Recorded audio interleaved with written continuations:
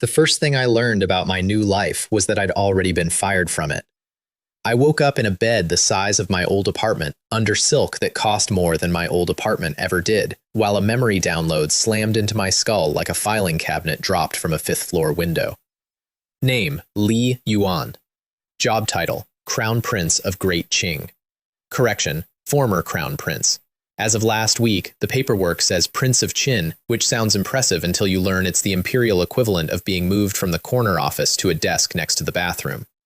Back on Earth, I was a third-tier actor. Third tier is a polite way of saying I played Corpse Number 2 so convincingly that directors stopped considering me for living roles. So imagine my professional respect for this world's casting. They gave me the part of a prince who already lost. The resume of the guy whose body I was now wearing read like a tragedy written by a committee. Mother, the Empress, died mysteriously when he was 15. Mysteriously. In a palace, where everyone's hobby is poison. Sure. Grandfather, Duke Zhengguo, the pillar of the Empire's army, dead on a northern battlefield against the barbarians. And the moment the old man's banner fell, the emperor took one look at his suddenly backerless eldest son and demoted him with the enthusiasm of a man returning a defective product. 9 younger brothers remained in the capital, all circling the throne like seagulls around an unattended sandwich. So, my starting inventory: no mother, no grandfather, no title, 9 hungry siblings, and a father whose parenting style was survival of the fittest. I've already picked the fittest, and it's not you. Cool. Very cool. Love that for me. I lay there for a full minute just admiring the completeness of my inheritance. Then something in my head went ding, and my second life formally introduced itself to me. Sign in, summoning system bound. Host evaluation complete. Little trash. I want to be very clear that the magical golden interface floating in my vision, the one thing standing between me and death by family reunion, opened our relationship by calling me Little Trash.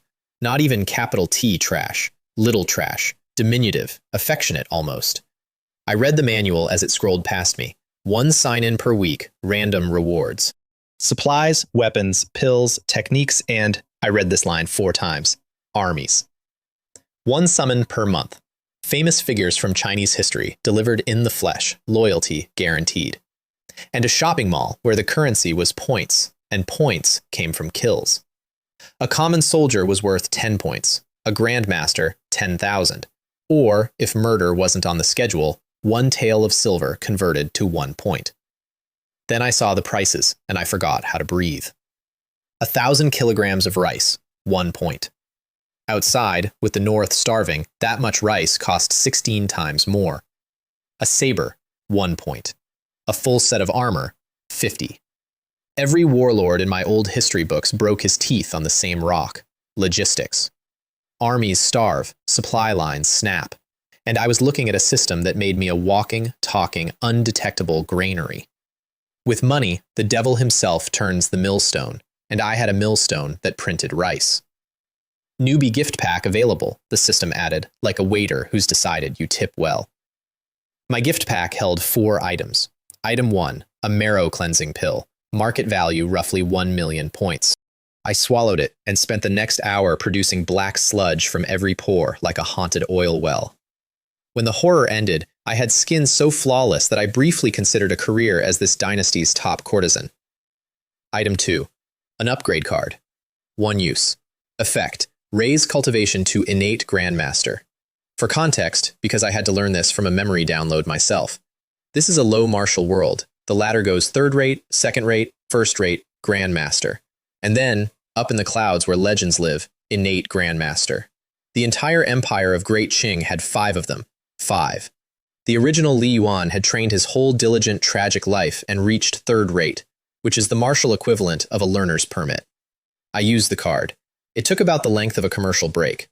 True qi flooded my meridians like someone had connected my garden hose to a dam. When it settled, I stood in my room, lifted a teacup across the table without touching it, and understood with sudden calm that I could probably catch arrows out of the air the way other people catch mosquitoes. Yesterday's me, 6th strongest person in this room. Today's me, 6th strongest person in this world, and climbing. Item 3 of my windfall, a poison-immune physique, which in a palace family like mine is less a superpower and more basic workplace safety. Item 4 was not an item. Item 4 was my own private organization. Delivering, Assassin Organization, Net of Luo. Personnel, 3,653. They arrived at my door like a shipment of nightmares addressed to me personally. Leader, Sun Ren. Yes, that Sun Ren, the eunuch who helped bury the Qin dynasty, late-stage Grand Master, smiling like a knife wearing a person. Under him, the 6 sword slaves, each an early Grandmaster with a name like a horror movie. Wu Feng, Lei Shan, Shadow Reaver, Ghost Shade, Han Kai, Wei Hu. Under them, 50 Earth rank assassins, 100 Mystic rank, 500 Yellow rank, a 1,000-man Death Warrior camp, an intelligence pavilion of 2,000 agents, a medicine lodge full of alchemists, and 100 secret outposts scattered across the empire like ticks. My HR department was staffed entirely by professional murderers, and their loyalty stat read 100 out of 100. I gave Sun Run his first orders that same night, and I kept them simple. Watch my 9 brothers, infiltrate the palace and the Imperial City Guard, and make my Net of Luo a name people whisper within 3 months. Sun Run bowed with the specific joy of a man who has been waiting his entire second life to hear someone say, "Go be terrifying." He relayed the orders at their new mountain headquarters that week. A cave complex in the Da Qing range, refitted in days, in a speech that my informants transcribed and that I reread whenever I need to feel better about middle management. 3 tasks, gentlemen, and anyone who performs poorly can report directly to the Death Warrior camp. Motivation, Sun Run style. Attendance at his follow-up meetings, I'm told, perfect. Oh, and my own maid didn't recognize me. Xiao Mi, my mother's last gift to me, the one person in this marble mausoleum who actually worried whether I ate, walked in with breakfast, looked at my new jade-white post-pill face, and nearly threw the tray. Then she spent a quarter of an hour interrogating me about my skincare routine with the intensity of a woman who would commit crimes for the recipe. I told her it was a secret family method. She said our family had no methods, only funerals. Hard to argue. I gave her the pill's little sister a week later and gained an ally more loyal than any army I own. Now, while I was unboxing my new life, someone else was already scheduling its cancellation. 3 days later, in a room I'd never seen, a man in a ghost mask laid out 10,000 taels and a job order for an organization called the Wolf Guard, 3rd-ranked assassin brotherhood in the Jianghu. The job was not to kill me. Killing me was apparently too merciful. The job was to plant a dragon robe and a treason letter in my study, in my secret compartment, and let my own father do the killing. A dragon robe, for those keeping score at home, is the emperor's outfit. Finding one in a prince's closet is not a fashion statement, it's a confession with sleeves.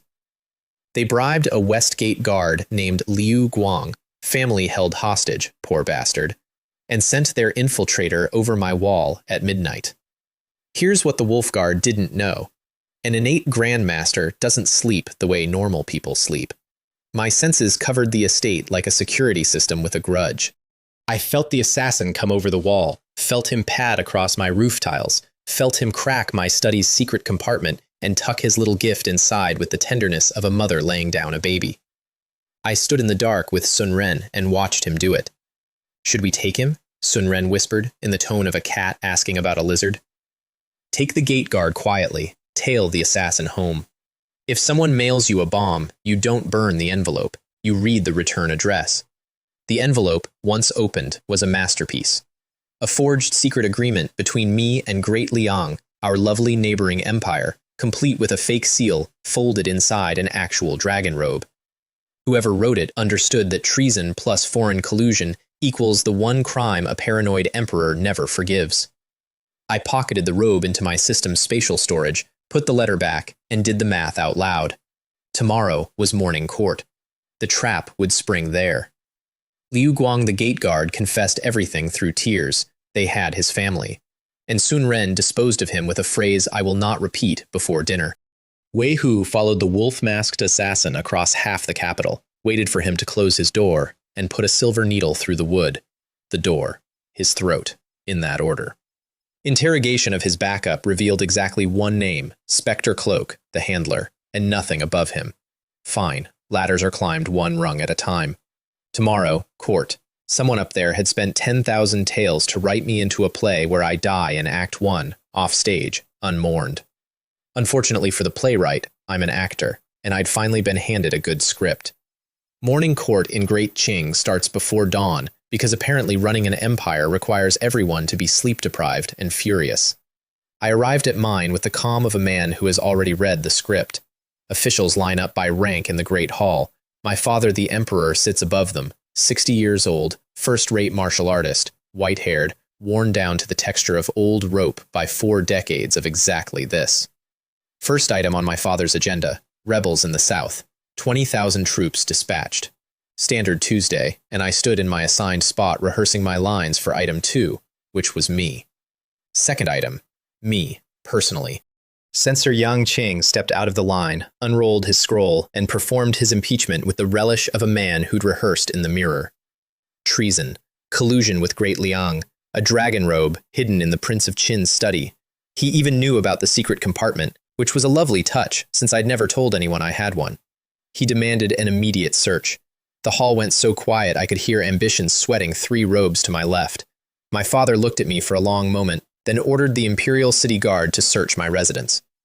Commander Gao Ming marched out, and I stood there in the middle of the death silence and did the one thing nobody in the script expected. I smiled and opened my own scroll. While we wait, I said, a few notes on grain. See, my net of Luo had spent 3 days being very busy, so while the guards ransacked my study across town, I treated the court to a detailed reading on how the Shu family of Jiangnan, backers of my dear second brother, had been hoarding grain across 3 provinces during a famine year. Then, as an encore, how the Li family, patrons of brother number 4, had been minting private coin in the southwest. Numbers, dates, warehouse locations, named middlemen. The hall's silence changed flavor as I read, from watching an execution to checking their own pockets, and my second and fourth brothers' faces performed a slow duet of what is happening. By the time I rolled the scroll shut, half the court had remembered urgent reasons to study the floor tiles. My father was watching me the way you watch a dog that has begun doing arithmetic. Gao Ming came back dusty and empty-handed. No robe, no letter, nothing but a very clean study and, I like to imagine, the faint sense of being laughed at by furniture. Yang Qing's face went through 5 stages of grief in about 4 seconds. He'd been concerned a corpse and delivered a comedy. My father, who, I noted with interest, did not look surprised so much as tired, had the censor dragged off to the celestial prison, where accused men traditionally become very talkative or very dead. On the way out, I passed my second and fourth brothers in the corridor, both wearing the expressions of men whose lottery tickets had just caught fire. I stopped. I leaned in, friendly as a loan shark. Next time, I said, kill me in one go.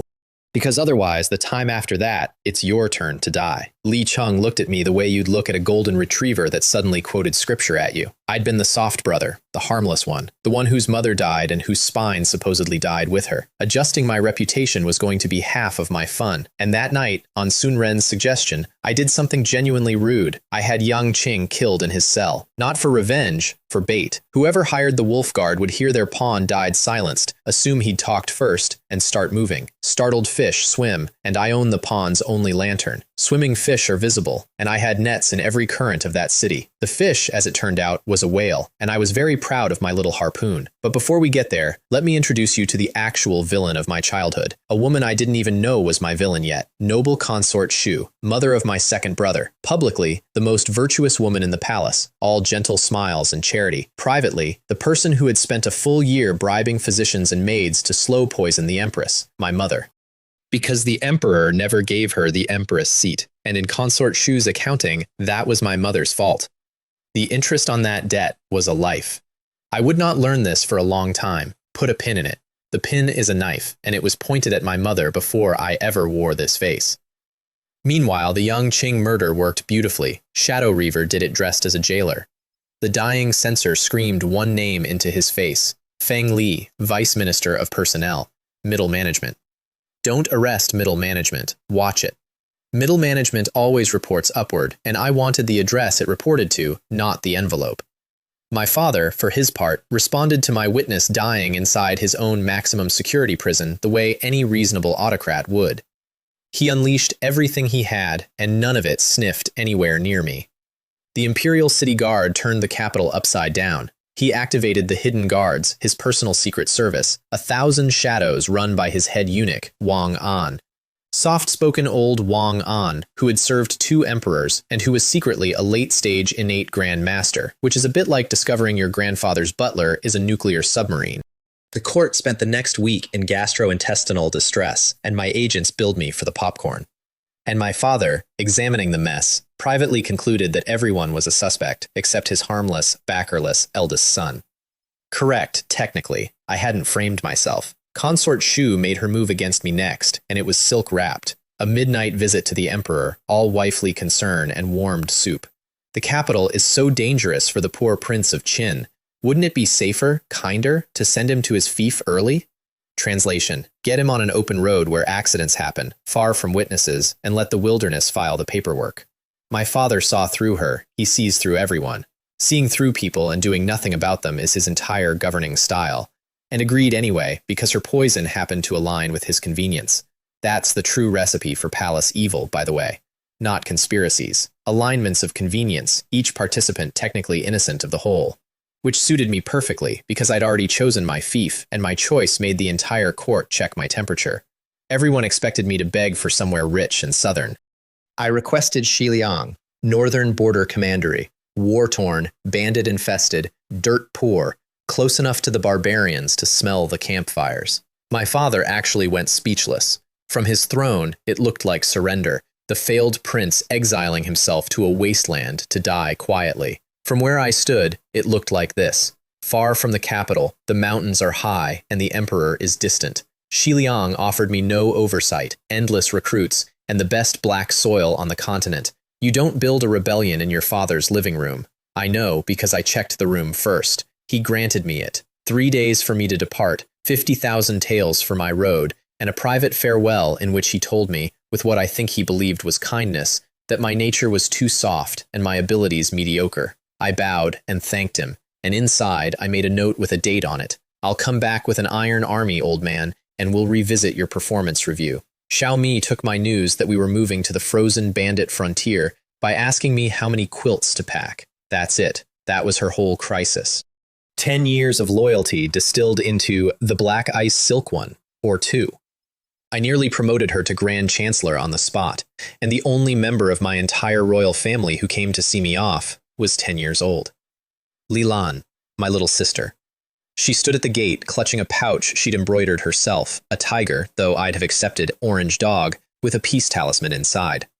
She told me, chin trembling, doing the brave face thing that 10-year-olds do so badly it breaks your heart, that now there was no one to fly kites with her. Danger, I joke about. Emperors, I joke about. This one, I don't. I knelt, took the pouch like it was a seal of office, and promised her I'd be back. She nodded the way kids nod when they've decided to believe me, as a favor to me. Then I got in the carriage, and my whole gallery of well-wishers got to work. Consort Shu had already hired the Misty Rain Tower, the #1 assassin organization in the world. Their resume, which I now own the only complete copy of. 4 emissaries named for weather, 4 halls named for seasons, 1 confirmed innate Grand Master kill 30 years ago, and a calling card of an oil paper umbrella left at the scene. Because their brand slogan, "Those who see the misty rain shall die," apparently required merchandising. Their intake meeting for my contract, which I reconstructed later from a captured clerk, was brisk. Target, a deposed prince with no backers. Difficulty, trivial. Fee, 10,000 taels of gold, which made even their quartermaster whistle. Someone in the capital wanted me dead at roughly 40 times market rate. Flattering, in the way of a very expensive tombstone ordered in advance. And separately, because my family doesn't communicate, my 4th brother hired a Jianghu gang. My 6th and 8th brothers each sent their own assassins, with planted evidence designed to frame my 2nd brother for the murder. 4 independent hit squads, 1 road north. At the time, I didn't know whether to be worried or flattered. In hindsight, I should have just felt sorry for the traffic jam I was about to cause. Before leaving town, though, I had unfinished business with a ghost. The net of Luo found Spectre Cloak. The wolf guard's handler, living as a beggar in the slums, which is excellent tradecraft undone by the fact that beggars don't usually have the aura of a first-rate martial artist. Wu Feng collected him in exactly one move. Down in my cellar, the man held out impressively long before giving us the name at the top of the invoice. When it landed, even Sun Ren's eyebrows moved. The Prince of Pacifying the South, Zhao Zhe, the Empire's only prince of a different surname, the one exception in 300 years of the Li family's paranoia about sharing titles, earned by his ancestors' battlefield debts and maintained by the simple fact that nobody could afford to collect him. 300,000 troops on the southern border, the tax revenue of 2 entire provinces flowing through his ledgers first, his own stable of grandmasters, a rumored hidden innate expert, and a sister in the palace, Consort Zhao, whose son was my 10th brother, age 9, a child-shaped ladder to a throne. His plan had been a 4-bird masterpiece. Erase me with a treason frame, let the investigation devour my 2nd and 4th brothers, churn the court into soup, and ladle his 9-year-old nephew onto the throne with himself as the spoon. Elegant, patient, and built entirely on the assumption that the target was the soft prince everyone remembered. An assumption that was, at the moment of my reading his file, 3 weeks and 1 body swap out of date. A man like that I could not touch. Yet. So I did the next best thing. I gift-wrapped the evidence and let it find its way to my father. The two of them could spend years grinding their claws against each other. Then I wrote the name into my private ledger of debts. I keep a very organized ledger. Everyone in my ledger dies solvent. The wolf guard itself, though? The wolf guard I could touch. That night I sent the 6-sword slaves to all 6 of their capital strongholds simultaneously, and each one signed my work in his own hand. Wu Feng walked through the front door of their temple safe house because subtlety bores him. Lei Shan flooded a wine cellar's defenders with their own inventory. Han Kai checked into their inn as a guest and checked everyone else out. Shadow Reaper spent an hour at the blacksmith's forge, working the bellows, waiting for the shift change like a man picking ripe fruit. Wei Hu did the farmstead so quietly the dog slept through it. Ghostshade took the dockside warehouse crew during their card game and, this detail made it into 3 separate reports, finished the winning hand himself. 200 assassins went to sleep employed and woke up dead, which is technically the smoothest layoff in history. My system chimed all night like a slot machine, 16,000 points and change. And in the morning, I paid my people triple bonuses, plus 10 tails ahead on top. Sun Ren pointed out, delicately, that they're system-bound and loyal for free. I paid anyway. Loyalty is bought in peacetime, so it doesn't have to be tested in war, and free loyalty you pay for becomes something better than loyalty. It becomes enthusiasm, and I can hear the difference in my reports. The capital woke to 6 buildings full of corpses and lost its collective mind. Commander Gao Ming stood in the 6th one, holding an iron spiderweb plaque we'd left behind, like a business card, and asked the universe the question that would define the rest of his career. Who is this force? Gao Ming, buddy, you'll be asking that about me for years. I feel for the man, honestly. My file on him that season records a commander sleeping at his desk through a city lockdown, running 3-month sweeps for an organization that didn't officially exist, while one of his sub-commanders complained that his own kid had stopped recognizing him at the door. Sir, your diligence was never the problem. The problem was that 1/5 of your payroll was working for me. We also collected Feng Li, the middle manager. One look at the interrogation tools, and he narrated everything like a tour guide, after which we staged his suicide with a forged note and, this is the part I'm proud of, planted a trail of documents in his own secret compartment pointing straight at Zhao Ji. Let the man who invented the fake evidence in a secret compartment genre enjoy a taste of his own publishing.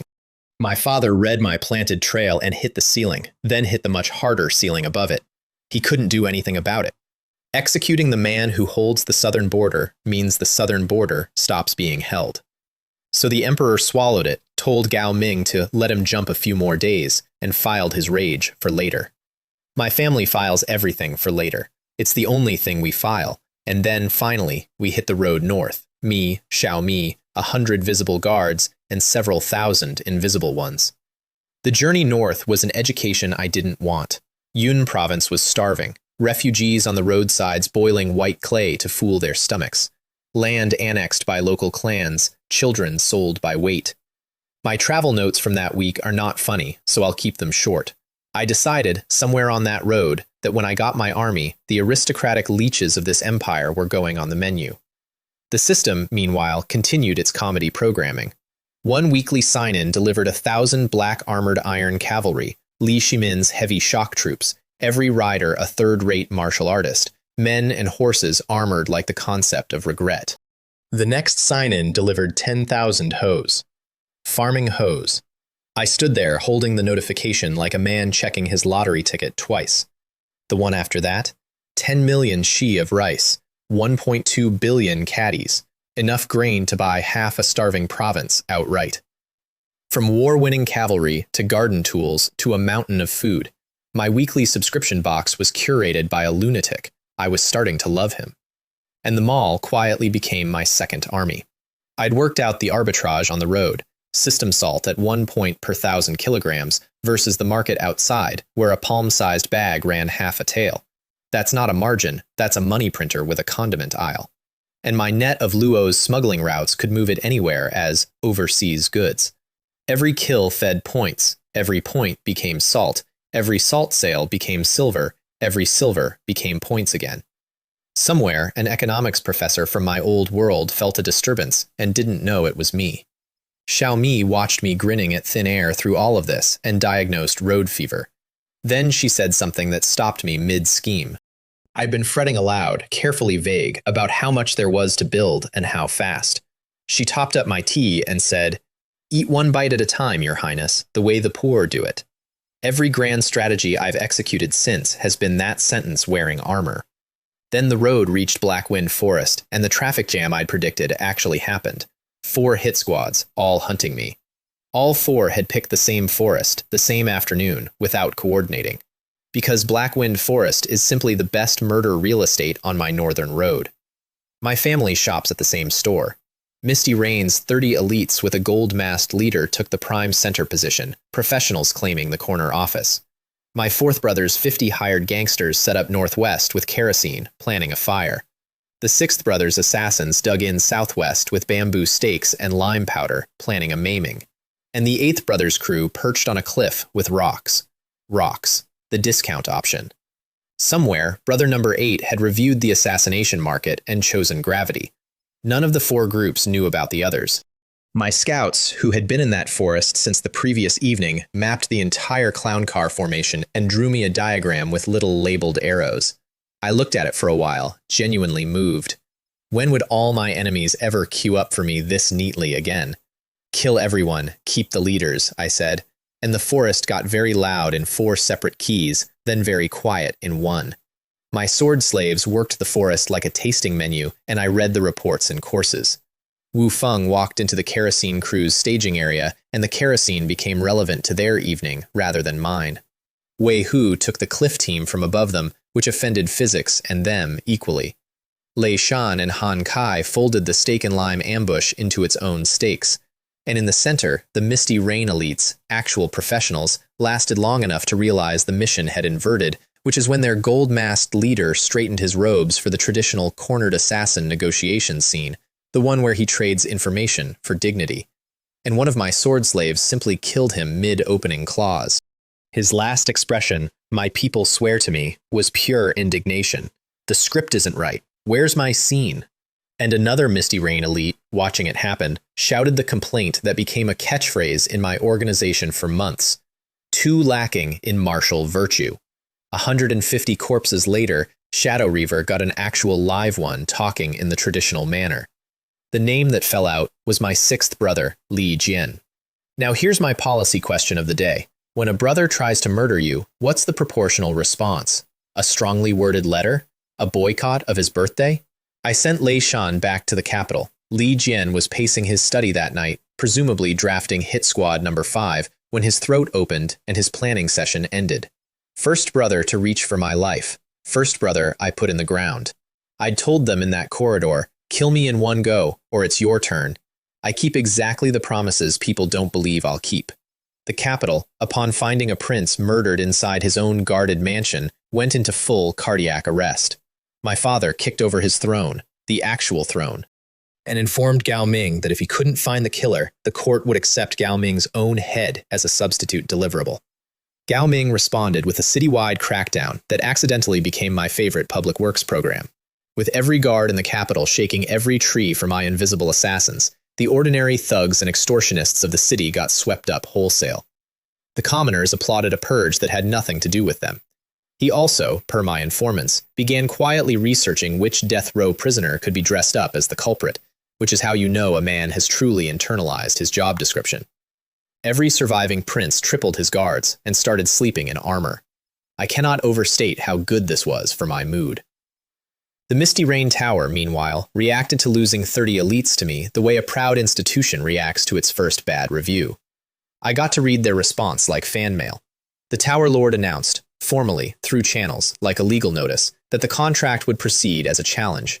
3 assassination attempts. Survive all 3, and the Tower would tear up the contract and walk away.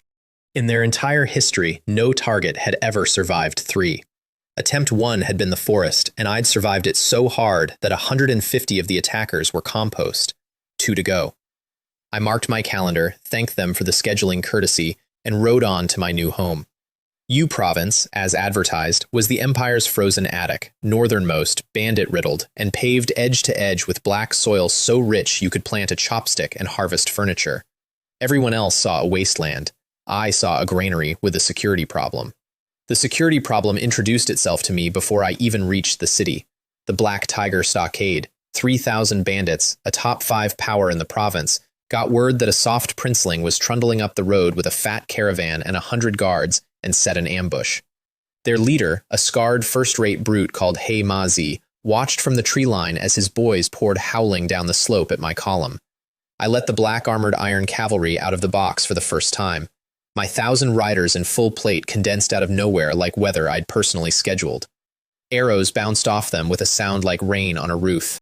What followed was not a battle. It was my product demo.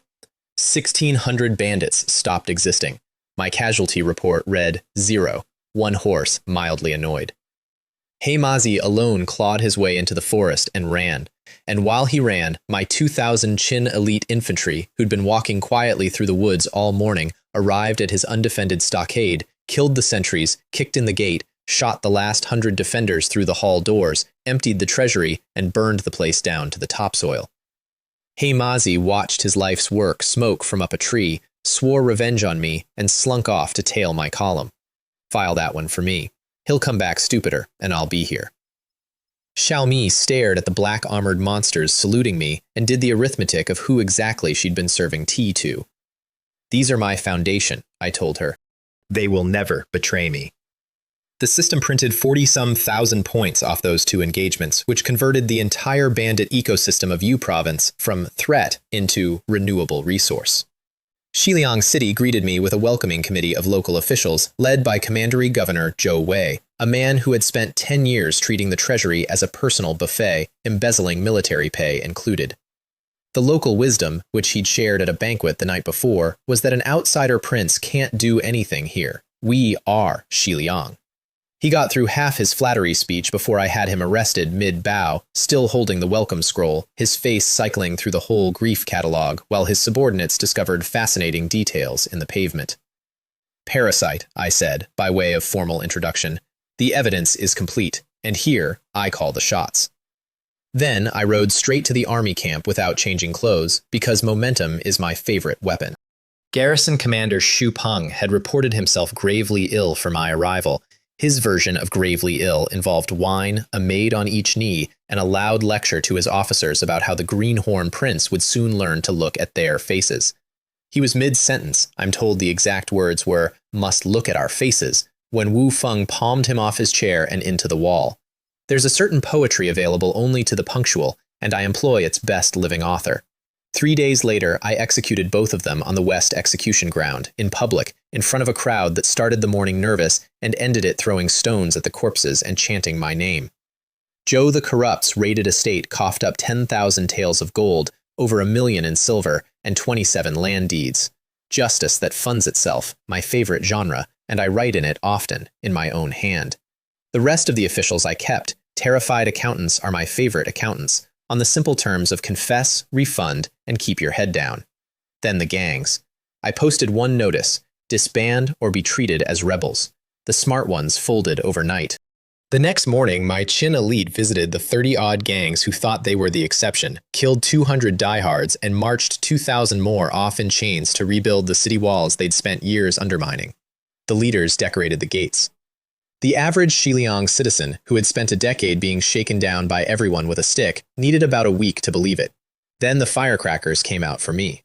Shop owners who'd paid 3 different protection fees stood in their doorways doing the math out loud. An old dumpling seller pressed a free basket on one of my patrol sergeants with both hands. The sergeant, under my very public no-requisition rules, paid for it over her protests. The two of them had a small, escalating generosity duel in the middle of the street that drew a crowd. That's the sound of a city changing owners. It isn't trumpets. It's an argument about dumplings, and I'd trade 3 victory parades for it. Commerce came next in my ledger, because armies are just money wearing armor. Xiliang had 3 great families. Old Qianda with the salt routes, hot-headed Gu Han with the porcelain, young, flexible Lu Sen with the silk, trade networks stretching across half the empire between them. I invited all 3 to a banquet. They arrived dressed for a funeral, having concluded from my execution ground statistics that this was the shakedown course of the new regime, possibly with their own heads as the dessert. Old Qianda had reportedly updated his will. Instead, I put my goods on the table. Refined salt whiter than the official monopoly stock, tribute-grade silk, kiln porcelain that made Gu Han pick up a cup and go quiet for a full minute, turning it against the lamplight. Unlimited supply, 10% under market. But only, I said, for my people. Watching 3 old merchants recalculate their entire worldview in front of me was better than my own cooking budget. They signed loyalty pledges by dessert.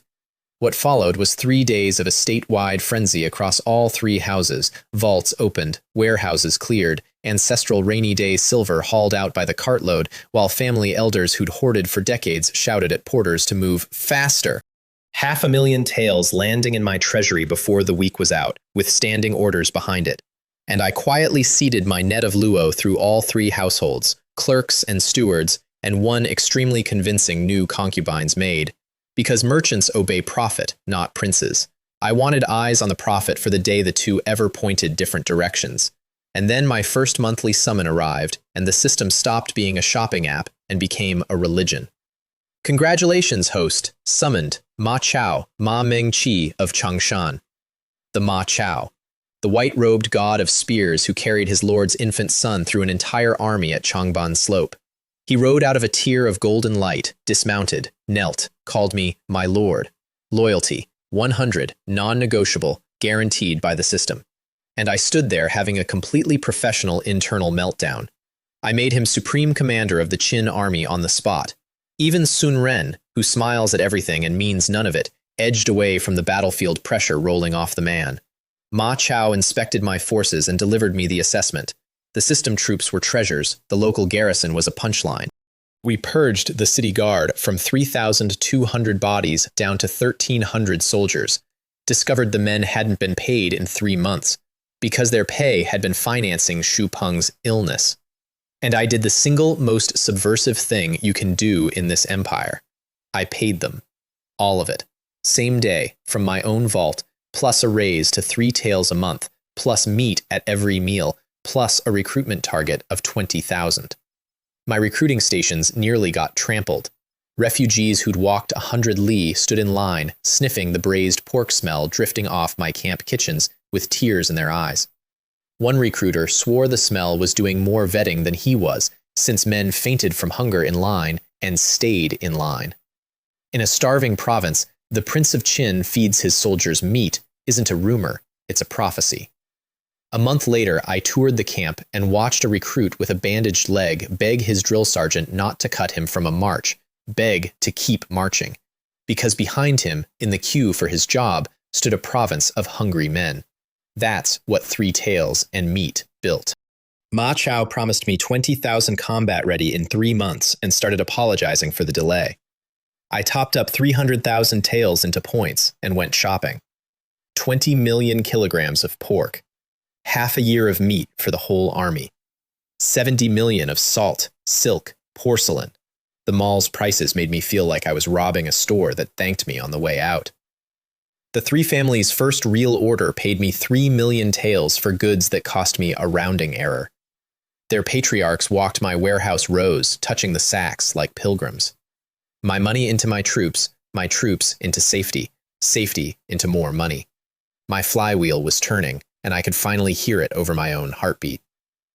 Naturally, that's when the cult showed up, because the universe reads my calendar and hates a clean week.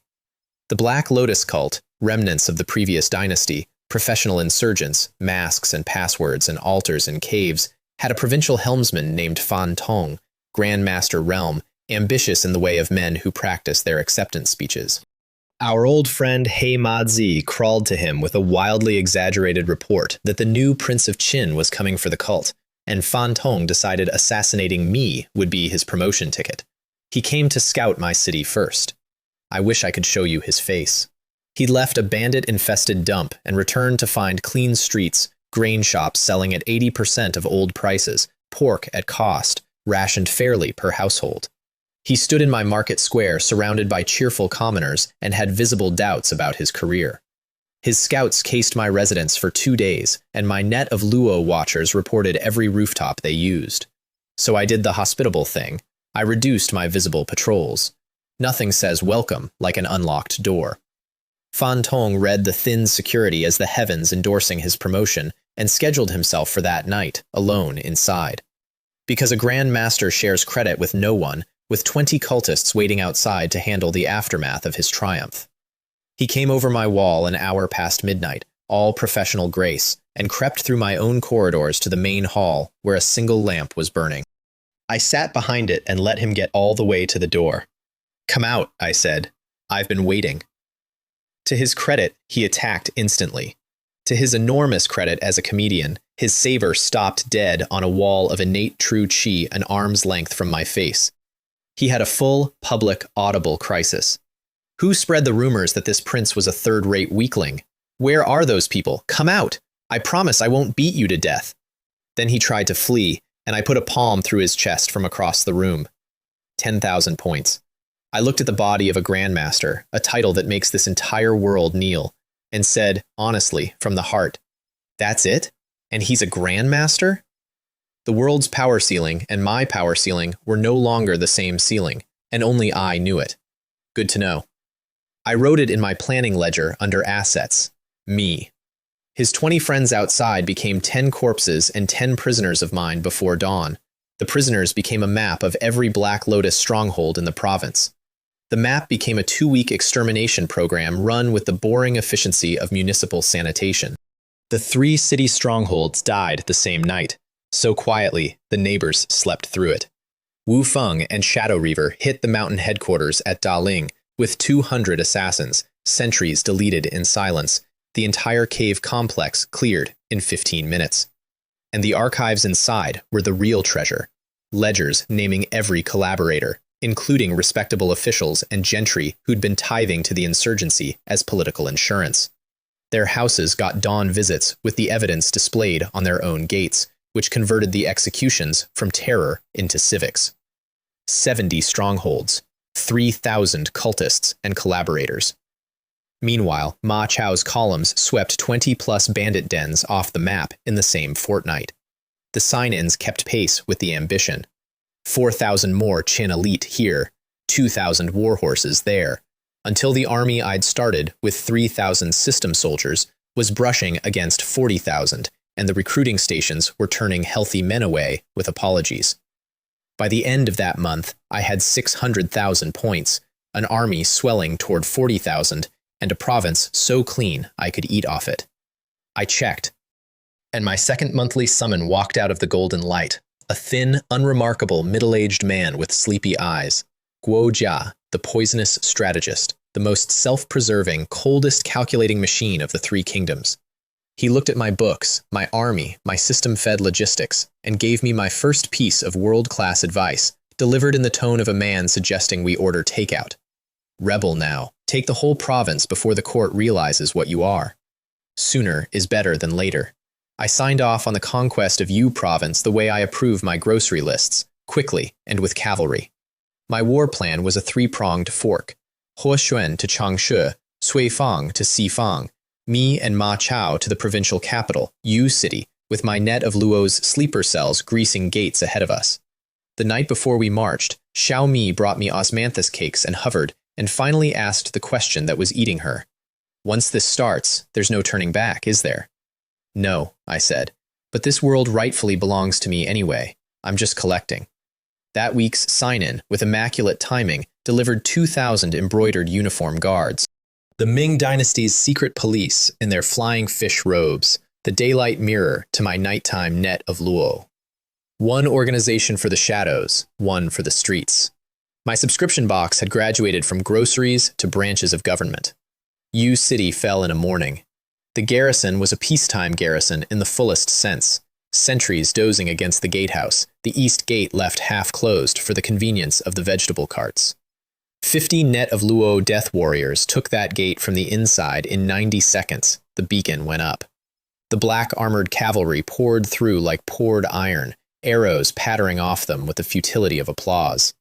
The garrison's general, Song Guang, give him his due, actually rallied 1,000 men and charged the flood. He crossed spears with Ma Chao, lasted 2 moves, was disarmed on the 3rd, and stood there in the plaza bleeding and roaring, "You dare rebel," with total sincerity. I offered him a place. He spat. Loyalty to a court that didn't deserve him, held to the end.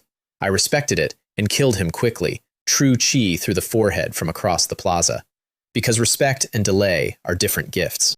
Governor Pandey heard the city had fallen while composing a report about how everything was fine, and screamed the immortal line, "Were the fortifications made of paper?" Then he did something genuinely fatal. Before we reached his yamen, he fired off a courier to the capital, reporting that the North Pass generals had colluded with the Prince of Qin. A lie, invented to cover his own incompetence. Remember that lie. It's about to win me 200,000 soldiers.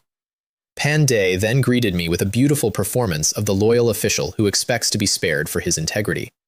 I'd read his file. The bribes from Zhou Wei alone filled a ledger, so I skipped the theater and executed him where he stood. His whole corrupt yamen followed. Sun Ren handled it with more enthusiasm than I'd ordered, which I noted, quietly, in the part of my mind where I keep the leash. Changshe folded without a fight. He Xuan arrived at dawn. The militia took one look at actual soldiers. The gates opened with the speed of men remembering urgent appointments elsewhere. Sifang was my bill for all this easy shopping, and I paid it in full.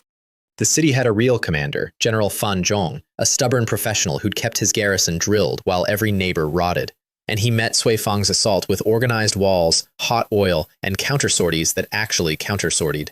When the gate finally cracked, Fan Zhong didn't run. He came down into the breach himself and dueled Sui Fang in the rubble for dozens of rounds, saber against spear, an honest soldier fighting an honest fight for a dishonest court. Sui Fang finally took him with a feint, a dropped shoulder that bought half a heartbeat, and stood over the body a long moment before ordering it buried with honors. We lost real soldiers at Sifang, not statistics, men whose names Sui Fang read out at the funeral fires with his jaw tight, the first rows in my ledger of debts to my own men. I paid the 10 times pensions personally and made myself watch the widows receive them. Conquest math only stays easy if you never look at the remainders. I look. That's the tax I charge myself for the throne I'm building. Within days, both commanderies were sweeping up their counties, and Guo Jia's proclamation, "We're purging corrupt officials, submit and be forgiven," was doing more work than the cavalry. The sign-in added 1,000 civil officials, actual trained administrators, tax clerks, agronomists, judges. People sing about cavalry. Nobody sings about tax clerks. Empires are built out of tax clerks, and I hugged the manifest, and I refused to apologize. Which left the North's crown jewel, North Pass. 200,000 soldiers of the Jinbei army dug into a fortress system my own grandfather built, commanded by Great General Yue Wu. And here, the court's rot did my recruiting for me. The court had been shaving the Jinbei army's pay for years, 30% gone before it reached the wall, eaten in transit by a supervising eunuch named Zheng Fu, a man who skimmed soldiers' rice while they died holding the border. And Yue Wu himself carried a secret fewer than 5 living people knew. He was Duke Zhengguo's foster son. My grandfather pulled him off a battlefield as an orphan and raised him into the best commander on the frontier. By every law that matters, the man was my uncle. When Panda's panicked messenger reached him with news of my rebellion, Yue Wu reportedly spent a full night pacing with, in his aide's description, a small loyal official on one shoulder and a small grateful nephew on the other, both shouting, "Duty to a court that starves us, or the Duke's grandson at the gates."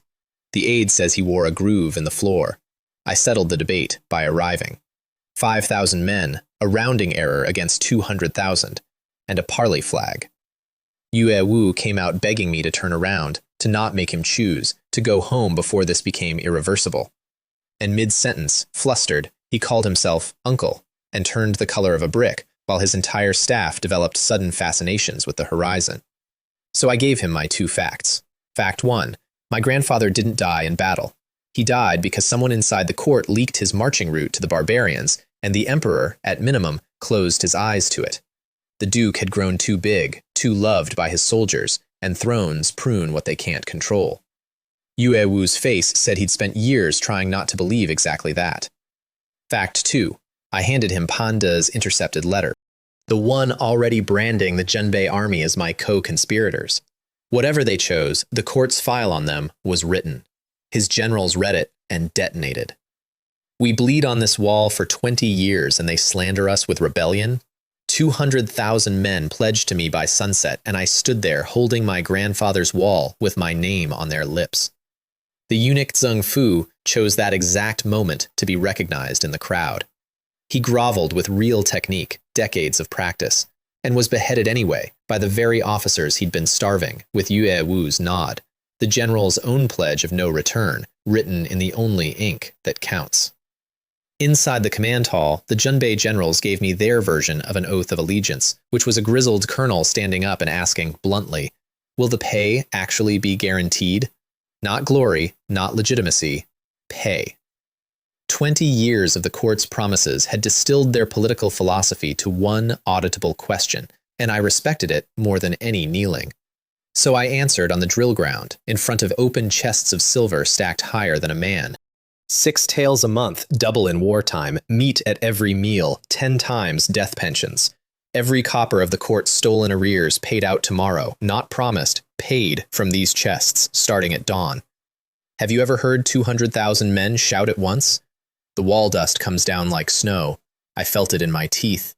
That sound is the exact moment a border army becomes your army. The briefing on our northern neighbors, delivered in the map room my grandfather built. The barbarians ran 3 great factions, the Royal Wanyan clan, the Bai Moor, the Girg. 1 million potential riders in total, every herdsman a soldier, held back only by bone-tipped arrows, no siegecraft.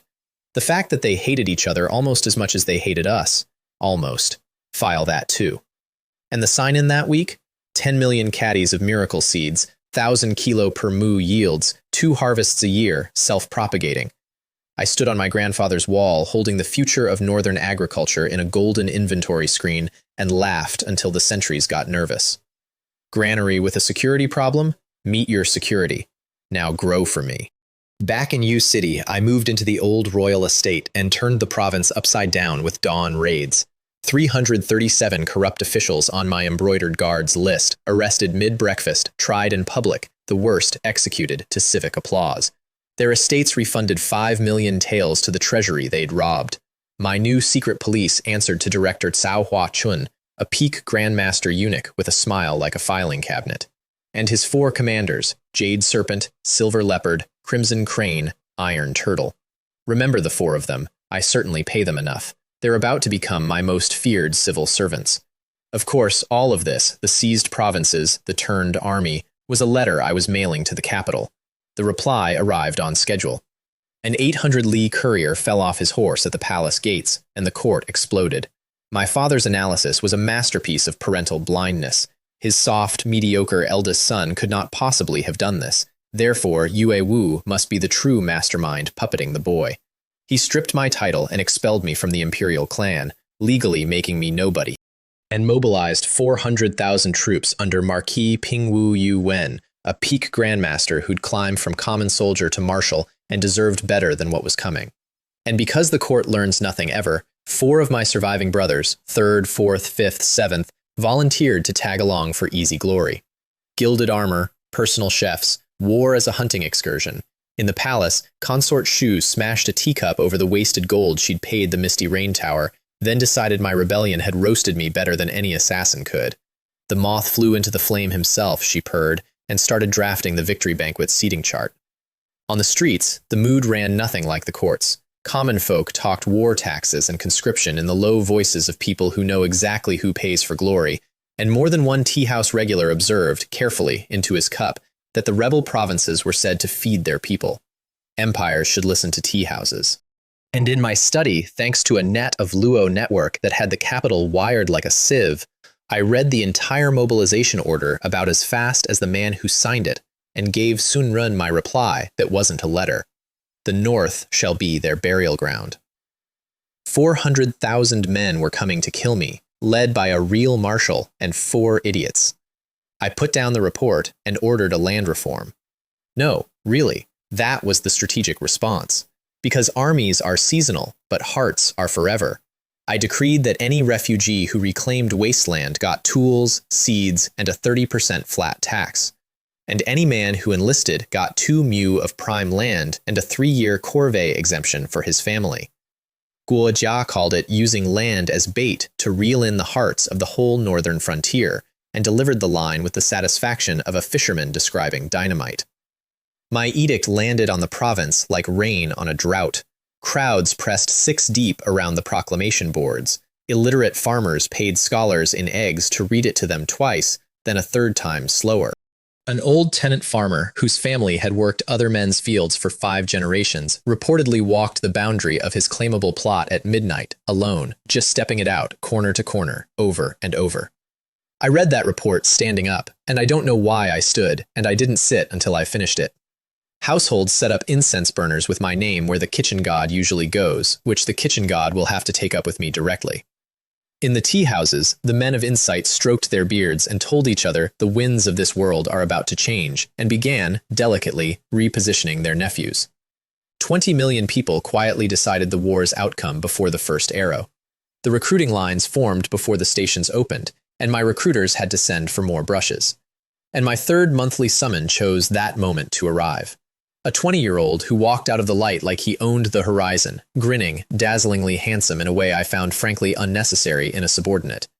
Congratulations, host, summoned Wei Qing, the champion marquis, the comet of the Han dynasty. The teenager who took 800 riders into enemy country and came back with the enemy's chancellor. The man whose entire military doctrine was, be where the map says you can't. He knelt, bounced back up before I finished raising him, and inspected me as thoroughly as I was inspecting him. The other summons arrived reverent. This one arrived curious, cracking jokes within the hour. When I warned him the young ladies of Yu City would chase him down the street, he said that sounded like a cavalry problem, and he was extremely qualified. Then he saw the map wall and the horse ledgers, and the mischief in his face changed into something older and hungrier. He asked, cheeky, delighted, already in love with the problem, whether I intended to use all this or just admire it. I gave him supreme command of my cavalry. Ma Chao shook his hand. Watching those two measure each other, spear god and comet, both loyalty locked, both mine, I had the thought every collector eventually has. I might need a bigger shelf. The court's 400,000 were marching north to teach me a lesson. We decided to hold class ourselves. First, though, we finished eating the north. 100,000 Genbei soldiers marched down to join me. I split my new toys. Ma Chao took 50,000 west into Qingzhou. Wei Qing took 50,000 east into Liaozhou. 10 days. That was the deadline the two of them negotiated between themselves, competitively, like it was a bar bet. I spent 2 million points from the kill and confiscation economy on 10,000 Zhuge repeating crossbows, 2 million arrows, 20,000 sets of iron armor, siege gear, and medicine. The equipment issue day is its own small legend now. An old Jinbei veteran, 20 years on the wall in the same patched leather cuirass, patched by his late wife, the squad said, received the first iron armor of his career and stood there, touching the lamellar plates like they might be repossessed. Then put it on and stood straighter than his sergeant had ever seen him. 20,000 of those moments, one warehouse at a time. Then I threw a beef banquet, 200,000 jin of fresh beef, a number my quartermaster made me repeat, and me eating at the common bonfires with a bowl in my lap. because a lord you've shared a fire with is a lord, and a lord you've only seen on a dais is a tax. Somewhere between the third fire and the fourth, Wei Qing watched the men and told Ma Chao quietly that with a lord like this, the army would march on the capital itself without hesitating. That was the general idea, yes. Eat your beef, Marquis. I bought plenty. Wei Qing's Liaozhou campaign deserves its own opera, so here's the libretto. His deputy begged him to wait for the main force. Wei Qing's reply, on the battlefield, there is no foolproof plan. My cavalry exists to tear open gaps, is now stitched onto the unit's banner, possibly against regulations. He left the main force behind and night-marched 3,000 light cavalry 400 li in 2 days, sleeping in the saddle, swapping between 3 horses apiece. Meanwhile, inside Liao City. And I treasure my agent's transcript of this, the provincial leadership was having its last good evening. Prefect Zhu Zhi and General Xu Shu were drinking to the civil war down south. Let the Li family eat itself, we'll watch the show from the cheap seats, while at the south gate, their soldiers ran a lucrative side business, charging peasants an illegal entry fee to bring vegetables to the morning market. That was the scene at dawn. A bored gate crew shaking down an old woman over cabbages, mist on the road. Then the mist grew hooves. The gate crew actually reacted fast. They got the gate halfway shut. I've bought drinks on the strength of what my Falcon report says happened next. So Wei Qing, at full gallop, threw 3 spears from 200 meters, from horseback. The first 2 pinned the gate mechanism open. The third convinced everyone within earshot to change careers. Zhuge crossbows swept the wall clean, and 3,000 riders poured into a city of tens of thousands like a lit fuse. Xu Shu tried to buy a defense, 1,000 taels for the head of my boy general, shouted from horseback, and got the ugliest surprise of his corrupt career. The boy general dismounted. Into the narrow streets, where cavalry shouldn't work, where numbers should matter. They did not matter. Wei Qing went through the garrison like a wolf through a birthday party, and Xu Shu, running now, discovered by process of elimination that the teenager behind him was a grand master. He knelt in the street with his sword laid flat and offered his surrender. I don't accept, said Wei Qing, and finished it, which is cold, and also, given the man had just spent an hour paying soldiers to die between him and consequences, fair. 2 hours, 1 provincial capital, 3,000 men. The victory report covered 600 li by Falcon in 2 hours. My staff officers checked the timestamps twice, then looked at the birds with new respect. And Prefect Zhu Zhi was fished out of an escape wagon by lunch, still wearing 2 spare robes over his valuables like an anxious onion. My subscription box celebrated in its own dialect, 2,000 Fergana horses that week, blood sweat legends that eat distance at 500 li a day, the seed stock of a heavy cavalry the steppe itself would envy. I was beginning to suspect the box read my campaign plans. I was beginning to hope it did, and to write them more legibly just in case. Ma Chao's Qingzhou campaign, which I followed by Falcon like a serialized novel, was the textbook version, if the textbook were written by a sadist with perfect penmanship. He sat down before the provincial capital and did nothing, deliberately, loudly, nothing, while the city's general, Xu Dahong, did exactly what a competent defender should. Summoned reinforcements from all 3 commanderies. Which was the point. 3 columns of 7,000 men each came up 3 separate roads, and Ma Chao had 3 ambush forces waiting with the patience of tax collectors. Each column was encircled, offered terms, and swallowed whole in half-hour increments. He wasn't besieging a city, he was using it as bait to fish the whole province. Then the assault I'd equipped him for, rams and ladders moving under a rolling storm of my repeating crossbow fire that made raising your head over the parapet a statistical decision. The wall's defenders learned the hard way that out of enemy bow range was a phrase from a previous era. The first mocking sentry to lean out and ask who could possibly shoot that far received a thorough answer. Xu Dahong gathered his personal cavalry for a breakout, made it through the gate, made it 50 paces, and Ma Chao, mid-melee, turned in the saddle and threw his spear through him at full gallop. There's a reason the man's name is a synonym for don't. The remaining counties surrendered within 2 days, several of them with tea and snacks at the gates. Word of my land reform had arrived before my army did. That's the correct order, and I'd fight anyone who schedules my wars differently. 10 days, on the nose. 2 provinces, both mine. 3 of the 4 northern provinces were mine, a quarter of the empire's map under my seal, and Guojia vetoed taking the 4th, Yan province, wedged against Great Liang's border. Because starting a two-front war for symmetry is how idiots die famous. Somewhere in there, the Misty Rain Tower cashed in attempt number 2, and they chose, of all days, the good one. I'd been out inspecting the reclaimed wastelands, which is Duke speak for the best afternoon I'd had in this world. The refugee camps from my journey north had become villages with fences and arguments about fence placement. An old farmer and his grandson had waited by the road since dawn just to kowtow at my carriage, and got lifted up and interrogated about seed yields instead, which flustered him into eloquence.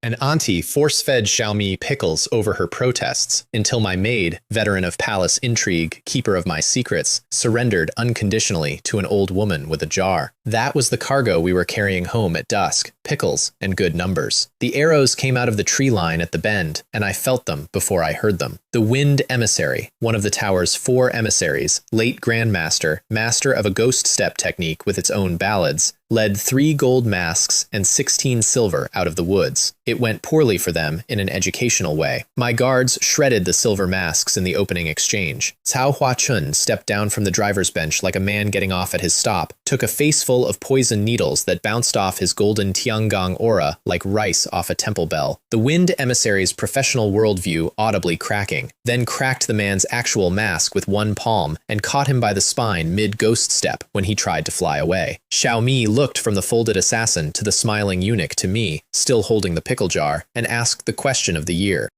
How many powerful figures are hidden around His Highness exactly? Xiaomi, sweetheart. All of them. The answer is all of them. Leave him a dog's life, I said. I had questions, and the questions had an address. The extraction of that address produced my favorite workplace rivalry. Sun Ren's net of Luo spent a day on the Wind Emissary with traditional methods, and got nothing but sweat and slogans.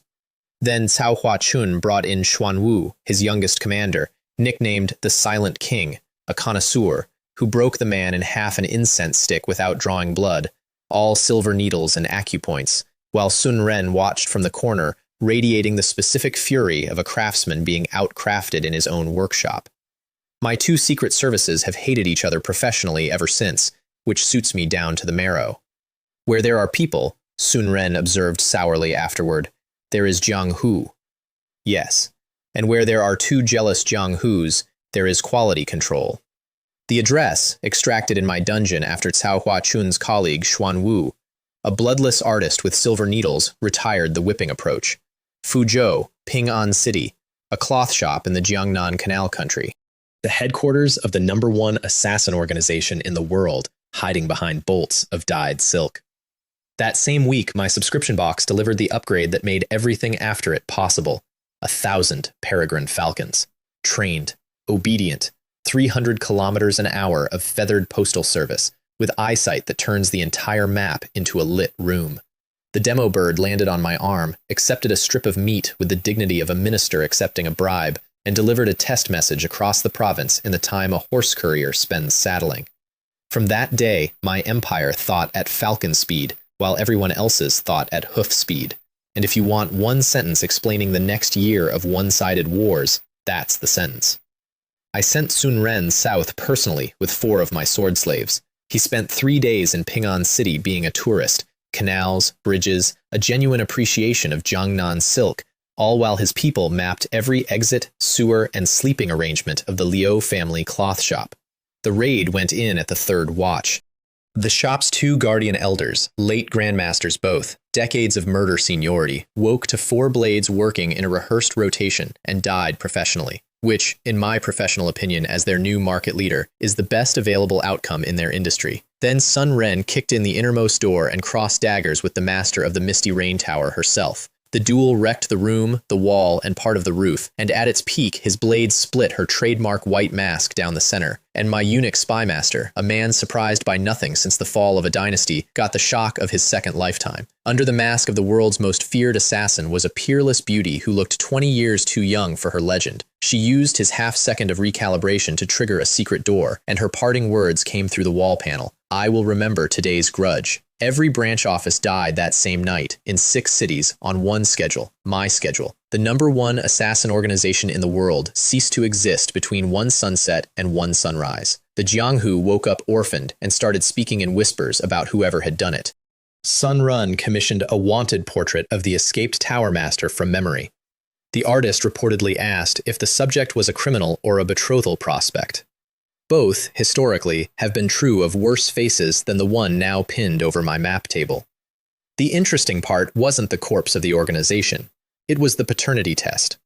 The Misty Rain Tower's true backer, the hand that had fed it for decades, was the Su family of Jiangnan, Consort Chu's family, the Grain Hoarders, second brother's maternal clan. Their patriarch, Shu Ming, absorbed the loss of his pet murder empire, ordered his 3 surviving emissaries to focus everything on me, and sent a letter to his sister in the palace. Get Li Cheng onto the crown prince seat, fast. In the privacy of his study, the man kept a parrot in a golden cage and dreams that weren't about serving any Li on any throne. The Li family, he liked to murmur, had sat on this world long enough. Everyone in this story wants my chair. Some of them just haven't said it out loud yet. Meanwhile, the 400,000 arrived, and with them, the reckoning my brothers had RSVP'd to. We met them on the Liaonan plain, my 80,000 against their 400,000. The approach march alone told me everything about the enemy command. Marshal Yu Wen kept real discipline, scouts out, camps fortified, a professional's professional, while my 4 brothers traveled with personal chefs and treated the column like a hunting excursion, and Yu Wen's staff officers wrote each other looks about it that you could read from orbit. The marshal was actually pleased when I offered a field battle. Saves the siege, he reasoned. Meets the rebel on open ground where Nizans tell. A sound doctrine, written for a world that no longer existed.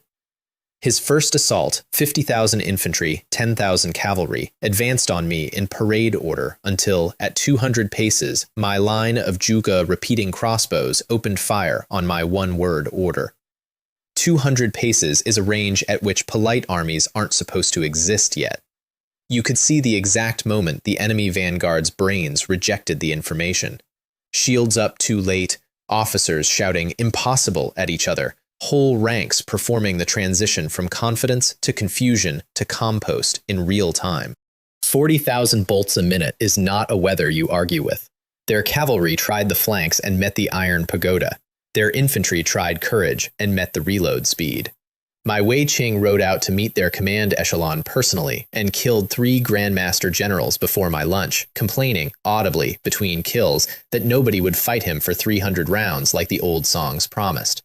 The third one tried to decline the duel. Declining was not one of the options on the form.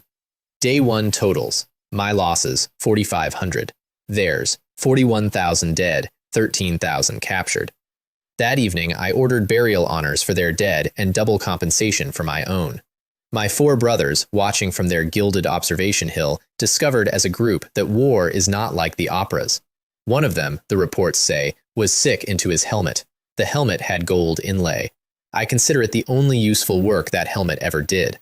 That night, with my blessing and my fire oil, Wei Qing took 2,000 riders with cloth-wrapped hooves and visited the enemy camp 7 separate times. 7. Fire arrows into the grain carts at the first watch. A screaming feint at the northern palisade an hour later. Silence, long enough for 400,000 men to almost fall back asleep. Then drums from a third direction. He described the schedule, in his official report, as walking the dog. By morning, Yu Wen had lost 5,000 more men, 130 grain wagons, 2,000 tents. His entire supply of patience, which was the actual target. An enraged commander spends men the way a drunk spends silver. He committed 300,000 to an all-out noon assault. The decisive day earned its keep in my history books. Their grand encirclement, a horn formation meant to swallow my army whole, broke against my circular hedgehog and couldn't find a seam. Their elite shock troops finally closed to melee and met my crossbowmen carrying shields, an accessory that offended them philosophically. One captured officer spent his entire interrogation repeating, "Archers with shields," as though we'd cheated at dice, which, in fairness, is my entire military doctrine written in 3 words. Wei Qing killed 5 more Grandmaster generals. His personal count for the campaign now read like a plague ledger. But the enemy adapted, 7 grandmasters stopped dueling and simply ganged Ma Chao, and for a horrible minute the arithmetic worked. I saw blood on the white robes, the first ever. I felt it somewhere under my sternum before Wei Qing carved through the scrum and evened the odds back to unfair in our favor. Then Yu Wen himself came down with the reserve, and I stood on my hill and made myself watch every round of what followed. He found Ma Chao in the middle of a 100,000-man meat grinder. The two of them fought 80-plus rounds while soldiers on both sides physically stopped killing each other to watch. A marshal who'd climbed from common spearman against the god of spears, and for 80 rounds, the marshal deserved the stage. Ma Chao ended it with theater, sold a retreat, let the older man taste victory and commit his weight into the lunge. Then turned in the saddle with the return horse spear, the oldest trick in the book, executed so perfectly it looked brand new. Through the back, out the front. Marshal dead before the dust knew. 400,000 men watching their one competent leader fall. The battle didn't end. It evaporated. 400,000 men became a river flowing south. I was waiting at the ford with 500 cavalry because I hadn't come to the battle for the battle. I'd come for the 4 gilded spectators. Their grandmaster bodyguards, 4 of them, attacked me on sight, which legally counts as volunteering. I killed all 4 with 1 true chi palm each. The expression on my brothers' faces as they watched. The slow arithmetic of Big Brother is a great grandmaster colliding with we are alone on this road was the closest thing to a family reunion we'd ever had. I didn't monologue, I itemized. Li Feng, 3rd brother, who toasted my demotion and called me a useless crown prince fit for cleaning latrines. Li Hai, 4th, who dumped filth in my residence as well. Li Yun, 5th, who whispered poison about me to father for years. Li Gang, 7th, who insulted my dead mother at a banquet, in verse, to applause. They knelt. They cried. They offered me the exact loyalty they'd offered the throne, the kind that lasts until you turn around. 1 swipe of true chi, 4 receipts marked paid in my hand, by my hand. I bought 4 non-mu coffins, good ones. I'm a barbarian, not a cheapskate. And shipped them south with a note, their big brother seeing them off. 5 of the 9 brothers who'd spent their lives sharpening knives for me were now gone by my accounting. The message to the surviving 4 in the capital required no literacy at all. Standing over that road, Wei Qing stretched, cracked his neck, and said the quiet part. After Great Qing, let's go spar with the grassland barbarians. And the universe, which listens to that man for some reason, said, sooner than you think. Because while we were burying the court's army, 600,000 barbarians were crossing the northern horizon, headed straight for my grandfather's wall. The capital, digesting my annihilation of its 400,000-man army, went through the classic stages. The surviving 4 princes grieved their brothers with the sincerity of men crossing rivals off a list. The street invented a whole new biography for me. He was pretending to be a pig to eat the tiger all along, retroactively converting 20 years of the original Li Yuan's humiliations into a masterclass of deep cover, which, fine, print the legend. Consort Shu smashed her 2nd teacup of the season over the realization that the trash she'd stepped on for years had just eaten the Imperial Army. And my father. This reached me through a servant's ears, and I've never fully decided what to do with it. Sat alone that night and asked the dark whether the sun he'd pushed away had been the rawest jade in the house all along. Was I truly wrong? He asked. Even his eunuch didn't dare answer. 19 years too late to the question, old man. But noted. Filed. Not in the ledger of debts, in the other one, the thin one, that I don't show anybody, not even Xiaomi, not even me most days. The barbarian invasion, from their side of the campfire, made perfect sense, which is why my falcons and I never begrudged them the logic. The barbarian king, Temujin, a mountain of a man who had personally killed my grandfather in combat, a fact I kept filed under unfinished business. He heard that Great Qing was eating itself in a civil war, and he mobilized 600,000 riders and spearmen from all 3 great factions. 200,000 of his own Wanyan as the vanguard, 150,000 Baimoer under the left-worthy King Bayan, 150,000 Gyurge under the right-worthy king, plus every small tribe that could be threatened into enthusiasm. The pre-war negotiations among these allies were a comedy of three foxes splitting a chicken they hadn't caught. 40% of the captured granaries to this one, the eastern pastures to that one. My U-city reserved for the royals, naturally. Toasts to eternal brotherhood, kumis all around, and every single chief at that fire privately planning to rob the other two the moment the chicken was actually dead. I know the details because my falcons read their mail, and honestly, as a man with 9 brothers, the dynamic felt like home. North Pass had fewer than 100,000 defenders. Yue Wu mobilized the civilians, thanked every god available that my grain shipments had stocked the fortress for half a year, and sent me the falcon message every northern commander dreads writing: North Pass in imminent danger. We'd won our battle at dawn and got that message by evening. Mid-victory feast, the falcon dropped onto the banquet table between the wine and the roast. The hall went from singing to silence in the time it took Yue Wu's adjutant to read 3 lines aloud. My generals, half of them Jinbei men with wives and children inside those walls, were saddled before the ink dried. We struck camp that night. I want to note for the military historians, an army that partied at dusk marched at midnight without one complaint. Because the men knew where the pay came from, and where the grain came from, and who, exactly, would be feeding the relief column the whole way north. Logistics is loyalty with wheels, and I am, if nothing else, the wheels. And I split the deck. Ma Chao took the main force straight up the road to relieve the fortress. I took Wei Qing and 8,000 elite cavalry, 3 horses per man, on a route that does not exist on military maps. Because it goes through the Gobi, and armies that enter the Gobi come out as sculpture. Unless, of course, one of the riders is a man whose inventory contains a lake.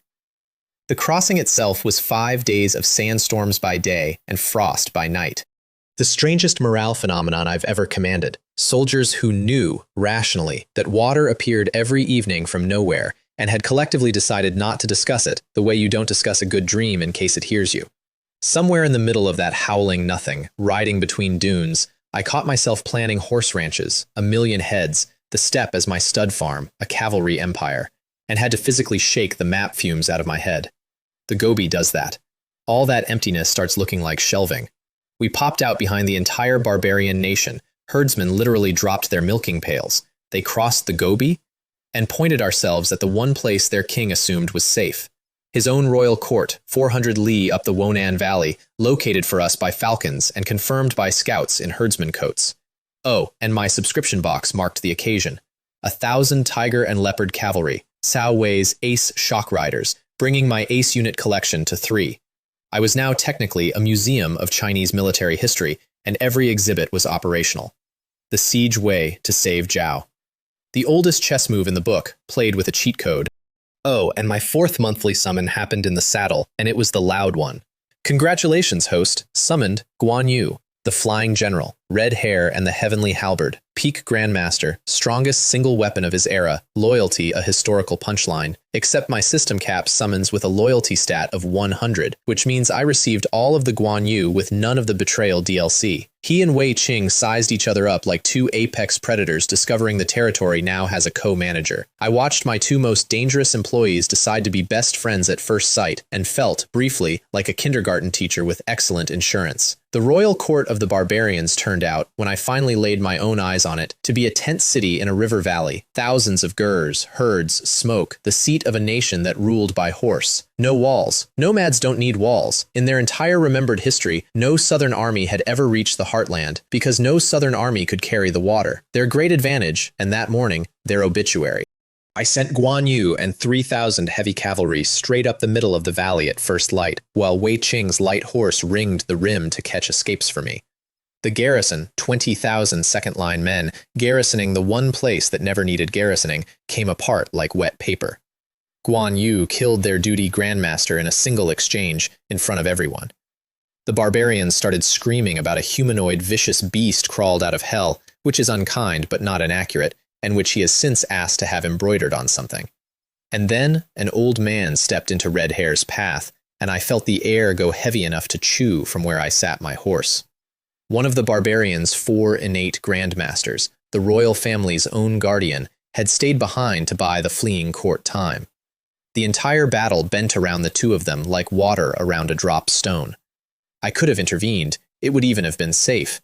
I deliberately didn't, and my staff still thinks that was cold-blooded of me, which it was. Guan Yu was one hard fight away from his own breakthrough.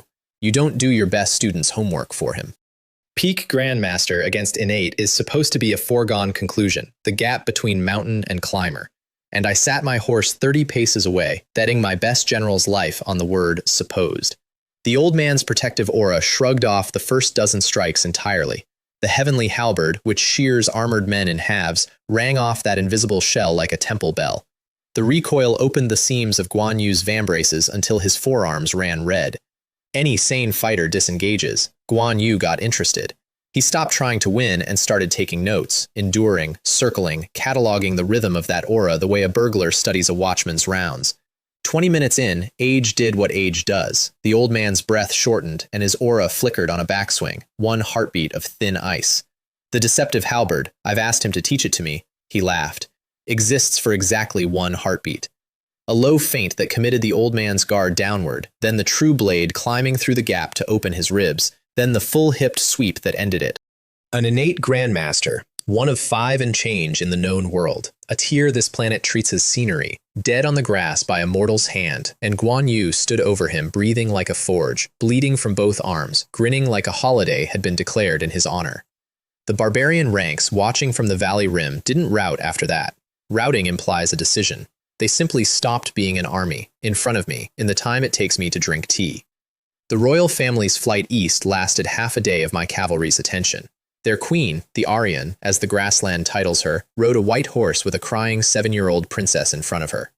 When her adolescent sons wheeled their horses to make a glorious last stand, she stopped them with the coldest sentence a mother can carry. Your duty is to continue the bloodline. Turn around. Their guard commander led 100 men in a death charge rearguard that bought the convoy 20 minutes. The 100 spent themselves to the last man. I had their names recorded, because courage doesn't stop counting just because it's on the other side. 20 minutes wasn't enough. Wei Qing's light horse ran the convoy down in open grass by sunset. I had the entire barbarian royal family, queen, princes, princesses, one hiccuping 7-year-old, sitting in my camp under guard, next to a mountain of royal court loot. We didn't catch a big fish, Wei Qing reported, deadpan. We caught a whale. He'd been saving the line all afternoon, I could tell. No massacre, no burning tents. I wanted the grassland's hearts eventually, not just its horses, and terror is a loan you repay with interest, but leverage I would use to the last drop. That night the Aryan came to my tent alone and, with the stone-faced dignity of grassland custom, offered herself in exchange for her children's safety. No, I said. Sit down. This is a transaction, not an affair. And your children are safe either way, because dead children make terrible diplomacy. She stared at me for a long moment, recalibrating everything she'd been told about the butchers of the South. Then we did business, and I discovered I was across the table from the best mind on the grassland. She wrote the letters I needed. I explained the sequence. Her husband's army starves, his tribes bleed, he retreats, and then he signs whatever keeps his family and his crown. And she followed the logic 2 steps ahead of my explanation, which nobody at my own war table had managed. The starving proceeded on my schedule. My Wei Qing found the king's entire supply line. A 30,000-man logistics column crewed by men who'd volunteered for the comfiest job in the army, guarding grain 1,000 li from any enemy. Because no enemy could possibly be there. And annihilated it in an afternoon. The cavalry escort routed in 15 minutes. The general died mid-order, and thousands of grain wagons went up in a smoke pillar you could see from 2 horizons. Half a month of food for 600,000 men converted to weather. One survivor was deliberately left a horse, so somebody could carry the king the news, because cruelty and messaging are the same department. Meanwhile, Guan Yu's heavy cavalry toured the home tribes, flattening the garrison of the first that resisted, then levying wealth from the rest, who had seen the smoke from the first. No massacres, no burnt tents. Wealth only. The tribes, braced for the horrors their own armies dealt out southbound, watched us take the gold and leave the people, and filed the information somewhere deep. 10 million taels in 2 days. I remember thinking, guiltily, between raids, I might be falling in love with this robbery life. Meanwhile, at North Pass, the siege had become the stuff of bad dreams, and I want the record to hold what those walls held. 7 days of echelon assaults before relief came, ladders and waves, rams under mantlets, the wall crews rotating through exhaustion into something past it. There were men on that parapet who, out of arrows, out of stones, out of everything but spite, grabbed the climbers bare-handed and went off the wall with them. Genbei casualties passed 30,000. The barbarians paid 70 for the privilege, and their vassal chiefs began doing ugly private math about whose tribes were being spent as the down payment. Yue Wu hoarded his reserves like a miser with one candle. When the wall falls, then you'll see them. And the wall did not fall. Ma Chao's relief column, my main force, my plan, executed while I robbed the far end of the steppe, came up on the fortress unseen. Banners cased, armor wrapped in cloth. The locals assumed another tribal contingent, darkness under the lamp. He coordinated with Yue Wu by falcon and hit the western siege camp at dawn on the 8th day, while 100,000 barbarians were at breakfast. The West Camp commander, a late Grand Master named Aguda, sortied with his personal cavalry and lasted a dozen rounds against the White Robe. His 4 supporting Grand Masters, whistled up to gang the invader, extended the fight by roughly the length of their own screams.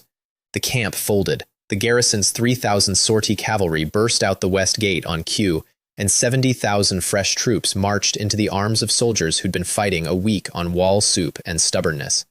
The reunion scenes, Genbei men finding brothers, sons, fathers, alive, upright, still holding spears, were the kind of thing you pretend to be checking a map through. The king's answer, my scouts warned us, was his trump card, Daba. A middle-stage great grandmaster, the kind of asset a nation produces once a century.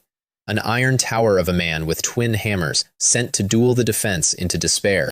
Yue Wu, who had carried a grudge against Daba since a bad day in Mobe 20 years ago, designed the response like a man who'd been sketching it for 20 years.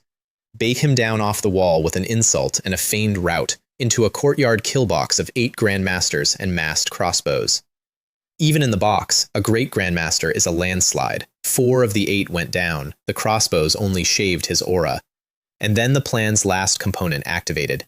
Ma Chao swallowed the true chi pills I'd pressed on him at the gate, stepped into the box, and in the middle of the fight of his life, meridians screaming, aura guttering, hammer wind parting his hair, did the thing that broke the barbarian's spirit more thoroughly than any tactic ever could. He broke through. Mid-battle, to innate grandmaster. Silver light out of a clear sky, in a duel, while Daba screamed the question the whole grassland would be asking for a generation. Who breaks through in a life-and-death fight? Daba's nerve went before his body did. He ran. Ma Chao's spear, the spear I'd fed pills an hour earlier, caught him before the thought finished. A century-class great grandmaster, the royal court's deepest reserve, spent for nothing on a wall that never moved. And when the king begged his remaining grandmasters to go avenge the loss, not one of them would meet his eyes. He called them trash and dismissed them, and the word echoed worse for being true. That night, alone in his tent, Temujin reportedly sat with Daba's twin hammers across his knees for hours. The steppe makes one of those men in 100 years. He had spent his on a wall, on his pride, in a war he'd started because a neighbor looked weak. Kings don't get refunds. That's the whole job. I've checked my own receipts twice since. 2 of my hammer blows landed on Temujin in the same week, his grain gone, his royal family in my camp.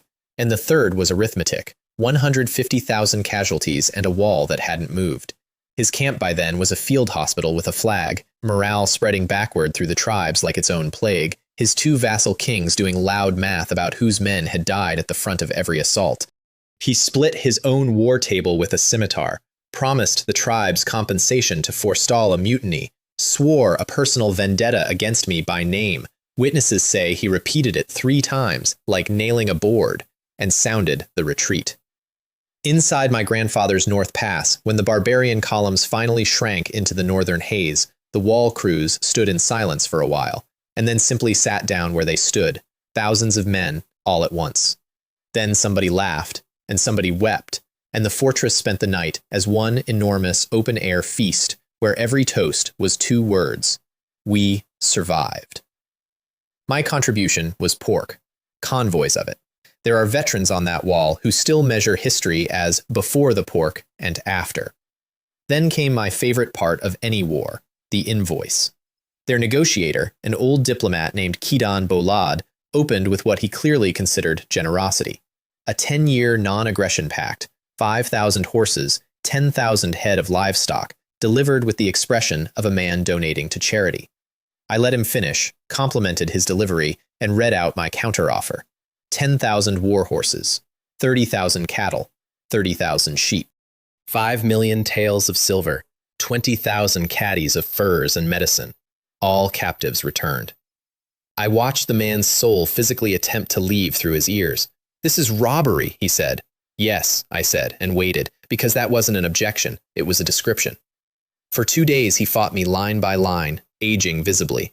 You could watch the war happening on his face between the angel saying, "The king will have my head," and the devil saying, "The king doesn't have the army to argue."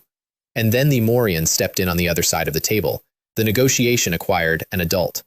Her clan, it emerged, had put Temujin on his throne in the first place. She was the grassland's real power broker wearing a captive's title. She haggled like a woman who knew the price of every sheep between here and the tundra, conceding what cost her nothing, defending what fed her people, trading pride for grain at every fork. Because pride doesn't survive winter. We landed on 7,000 war horses for me, 20,000 cattle, 20,000 sheep, 3 million taels into my treasury, 10,000 caddies of furs and medicine, my captives returned. And the 10-year pact, which I privately valued at 2 or 3 years of actual peace, which was exactly what I needed to deal with my domestic vermin, she with hers. Half the royals went home. The Arion stayed as guarantee. And when her own court muttered about the brutal terms, she stood up and took the blame for every clause onto herself, shielding old Chidan Bolad from the axe his failure had earned. A queen who pays her subordinates' debts out of her own name. I'd seen emperors who couldn't do it. File that one too. It compounds. I rode home with a treaty, a fortune, an innate Grandmaster General, and ubuk, courtesy of a sign-in that week. The Yijin Jing, the supreme internal art of legend, which the system installed in me at full mastery like a software update. My true chi changed texture overnight, from river to ocean. My personal file, if anyone could read it, now said, Great Grandmaster, middle stage and climbing, techniques including a spear art called Overlord, and footwork called Cloud Soaring, points balance north of 3 million. The deposed prince the court had written off as too soft was, quietly, one of the strongest living things on the continent. I mention this not to boast, fine, partly to boast, but because it matters later, when a captive king meets my palm. North Pass buried 32,000 of its own. I paid pensions, granted land to invalids, and burned incense at the wall shrine my grandfather built. The score between me and the man who'd killed him was still open, but now the whole grassland knew my name, and somewhere in a royal tent, a king who'd sworn vengeance on me was learning to sleep badly. Before we rode home, the army treated itself to the event my soldiers still call the best day of the war, the sparring tournament. It started as training and became a festival with betting pools. Main card, Bout 1. Guan Yu versus Ma Chao, pure technique, internal energy sealed, halberd against spear. And for 100+ moves, 20,000 spectators forgot to breathe in unison. A draw. An actual draw, both men laughing at the end like boys, while the bookmakers among my sergeants quietly became wealthy. Bout 2.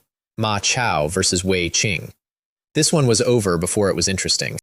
The new innate grandmaster simply let his aura out, and Wei Qing, pressed to the ground by air, tapped the dirt twice and announced from horizontal that he conceded on the grounds that fighting weather is stupid.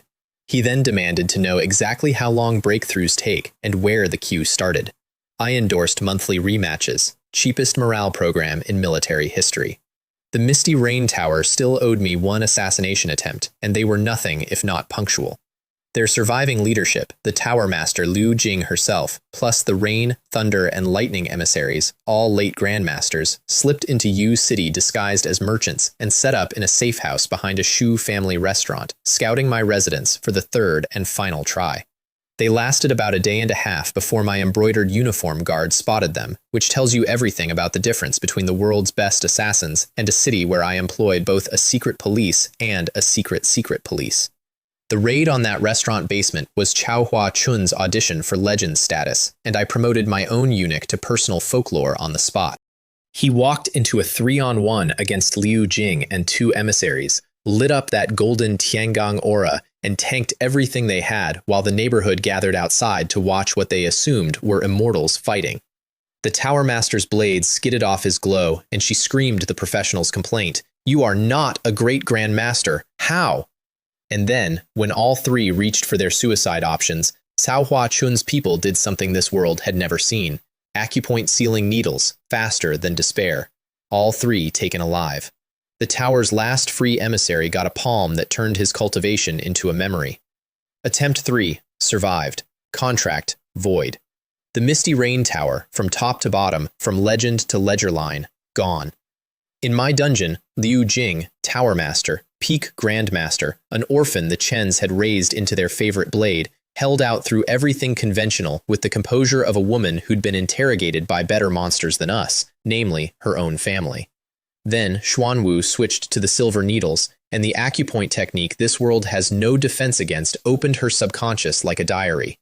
My own net of Luo observer, Wu Feng, a professional horror himself, filed a report on the session containing the sentence, "The embroidered guards are demons," followed immediately by a formal request to be taught the technique. Rivalry between my 2 secret services remains the most productive feud I own. What spilled out of her was bigger than an assassin guild, the Su family's full portfolio, death warrior camps, dozens of Jianghu sects bound by favors, demonic cults on retainer, and the line that made even me sit up, weapons trade with overseas island nations, and an alliance web among the southern tribes. Consort Shu, second brother, the grain hoarding, the Misty Rain contract on me, my mother's death, all of it one family's handwriting, dotted lines waiting to be inked. The season's grand report session laid the whole machine on one table. Guojia, settlement and the economic flywheel, reclaimed acreage doubling, the salt network's silver river. Cao Huachun, 3 provincial capitals wired for sort,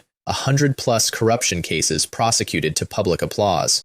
Sunren, the Misty Rain autopsy, and a capital so thoroughly infiltrated that my file on the court's decisions was occasionally more current than the court's. My armies, all told, now numbered 300,000. It had been roughly a year and a half since my system called me Little Trash. I asked it for an updated evaluation that night. It declined to answer, which I choose to read as embarrassment. Sunren wanted the Chens burned, and here I gave my people the doctrine that confused them most. We do not destroy the Shu family. Not yet. Jiangnan's mightiest clan was currently the biggest obstacle to the court's control of the south. Why would I do the throne that favor? Instead, quietly shave their dark periphery. Their death warriors, their gangs, their smuggling lines, those we'd trim, stroke by stroke, and pocket every martial arts manual we found. Let the tiger live, but pull its teeth one at a time and sell the ivory. Meanwhile, back in the capital, my care package had arrived. 4 Nanmu coffins, delivered in secret because even the court understood that parading them would finish what I'd started. My father went to the Imperial Mausoleum alone to receive them. The account I have is from a hidden guard who watched from the rafters and reported to a man who reports to a man who reports to me. The Emperor of Great Qing walked down the row of coffins touching each lid, speaking to his dead sons by their childhood names. Then stopped being an emperor for a while. The root of every one of these disasters, he told the cryptair, was planted by my own hand. I demoted the eldest to appease the court. I taught the rest that the throne was a prize with no rules. I reap what I sowed. Then he vomited blood across the lacquer and collapsed, and Wang An materialized out of the shadows to catch him before his head hit stone. The physician's verdict, delivered in the careful grammar of men who don't want to be executed for accuracy. One more shock. The Dragon Throne would be hiring. I read that report twice. I am not going to perform my grief for you over the man. He threw me away on schedule and armed my siblings by negligence. But there's a specific flavor of victory that tastes like standing in a burned house you used to live in, and that season I learned it. The thin ledger got another line. The deathbed council that followed crowned my second brother, Li Cheng, as crown prince and regent. And here's the exquisite part, with a condition attached. My father, it turns out, had always feared the Shu family. He stationed the cabinet as a check on them. He hid a secret decree in the imperial study. If Consort Shu meddled in politics after his death, the eunuch Wang An had standing orders to execute her. I wouldn't mind, the old man remarked to his most trusted shadow, having her accompany me into the mausoleum. My family. Even our inheritances are ambushes. Li Cheng received his crown mid-party, surrounded by dancers, and declared, out loud, to the sycophants, before the messenger had left the room, that his era had begun. His 3 surviving brothers immediately began plotting his shelf life, each in his signature style. The 8th watching the military rosters, the 9th burrowing into the Ministry of Revenue's accounts for scandals, the 10th buying censors to weaponize the phrase maternal relatives interfering in state affairs, which, given the Shu family, wasn't even slander. My agents in the Imperial City Guard watched the whole aquarium from the glass side and filed a summary I've kept. This realm does not belong to people like them. It didn't. They just hadn't been notified yet. And in the middle of all this, my net of Luo finished a project 2 years in the making. Lei Shan and Han Kai, under the names Feng Yu and Han Lan, were now trusted commanders in the Imperial City Guard, with a 5th of the lower officers quietly replaced by my people. The capital thought it had a new crown prince. It actually had new management, and management hadn't announced itself yet. Now the empire next door decided the buffet was open. Great Liang, our large, aggressive eastern neighbor, iron-rich, artisan-cultured, ruled by an old emperor with a 40-year itch for the Central Plains, looked at Qing's civil war and moved 500,000 men under Prince An, Duan Li, against Yanbei Pass, the gateway fortress of Yan Province. The one northern province I didn't own yet. The night the Liang mobilization report arrived happened to be mid-autumn. I found Xiaomi on the terrace setting out mooncakes for a household that mostly wasn't home, and stayed, because some meetings outrank war. She asked me why the moon changes shape, and I told her, actually told her, shadows and spheres and borrowed light, the whole smuggled physics. And she listened with her chin on her hands, and then said it sounded like something a person from very far away would know. Sometimes I suspect she's the only one who's guessed. She refilled my tea and didn't ask, which is her genius, and for 1 hour the map wall and the 500,000 men marching on Yanbei Pass politely waited outside. Then the hour ended, and Guo Jia unrolled the map in front of me and smiled his sleepy smile. The plan I'd hired him for came out fully formed, the way other people exhale. Let Liang and the Yanzhou defenders bleed each other white. Meanwhile, we steal the province's heart. The heart had a name, Shi Jing, Marquis of Yen, hereditary defender, honest to the point of poverty. He'd sold his own salary for famine grain, and beloved by every soldier on that wall, rigid, loyal, unturnable. Unturnable, Guo Jia repeated, packing for the trip. I do enjoy those. He went personally, with Guan Yu as luggage. While they traveled, my 5th monthly summon arrived and lowered the temperature of the room. Bai Qi, the human butcher of Chongping. Command stat, 99. Career record, undefeated, ever, against anyone. He greeted me with the calm of a winter lake and my other generals with professional courtesy, and Wei Qing, who bows to nobody, actually straightened his collar first. At Yanbei Pass, the siege was already chewing men by the shift, and my envoy's dispatches read like triage tags. Liang's trebuchets, their artisan culture's pride, machines that outranged everything the defenders owned, spent 45 minutes at a time hammering the same wall section into gravel. Then the echelon assaults came up the rubble ramps. Shi Yong, Shi Jing's nephew, held the pass on pure rotation discipline, fresh squads cycling to the parapet like a heartbeat, fire oil for the rams, countermines for the tunnels. Liang was paying 3 men for every defender, and Prince Anduan Li kept paying because his ledger only had 1 column. 7 days of that. 50,000 Yanzhou casualties. And the court, naturally, sent nothing. Not reinforcements, not pay, not a letter. A decade of nothing. That was Yanzhou's whole relationship with the throne, and Guo Jia had brought a detailed accounting of it in his luggage. I'll add the scene that told my envoys who Shi Jing actually was. Touring the wall, the Marquis stopped at the field hospital, found a soldier who'd left both legs under a trebuchet stone, and knelt by the cot, knelt in front of his officers, and promised the man his family would never want for grain while a Han held Yanzhou. Guan Yu, professional appraiser of soldiers, watched the whole ward light up at the sight of the old man, and muttered to Guo Jia, "That's why this pass hasn't fallen. It wasn't the wall. It was never the wall, and I made a note to buy the man, not the masonry." Guo Jia sat down across from Shi Jing, and opened with a sentence I'd have led up to for an hour. Yen province is something the king of Qin is determined to obtain. Then, while the marquis was still choking, he closed every exit. Reinforcements? Can't physically cross my Liaozhou. The court?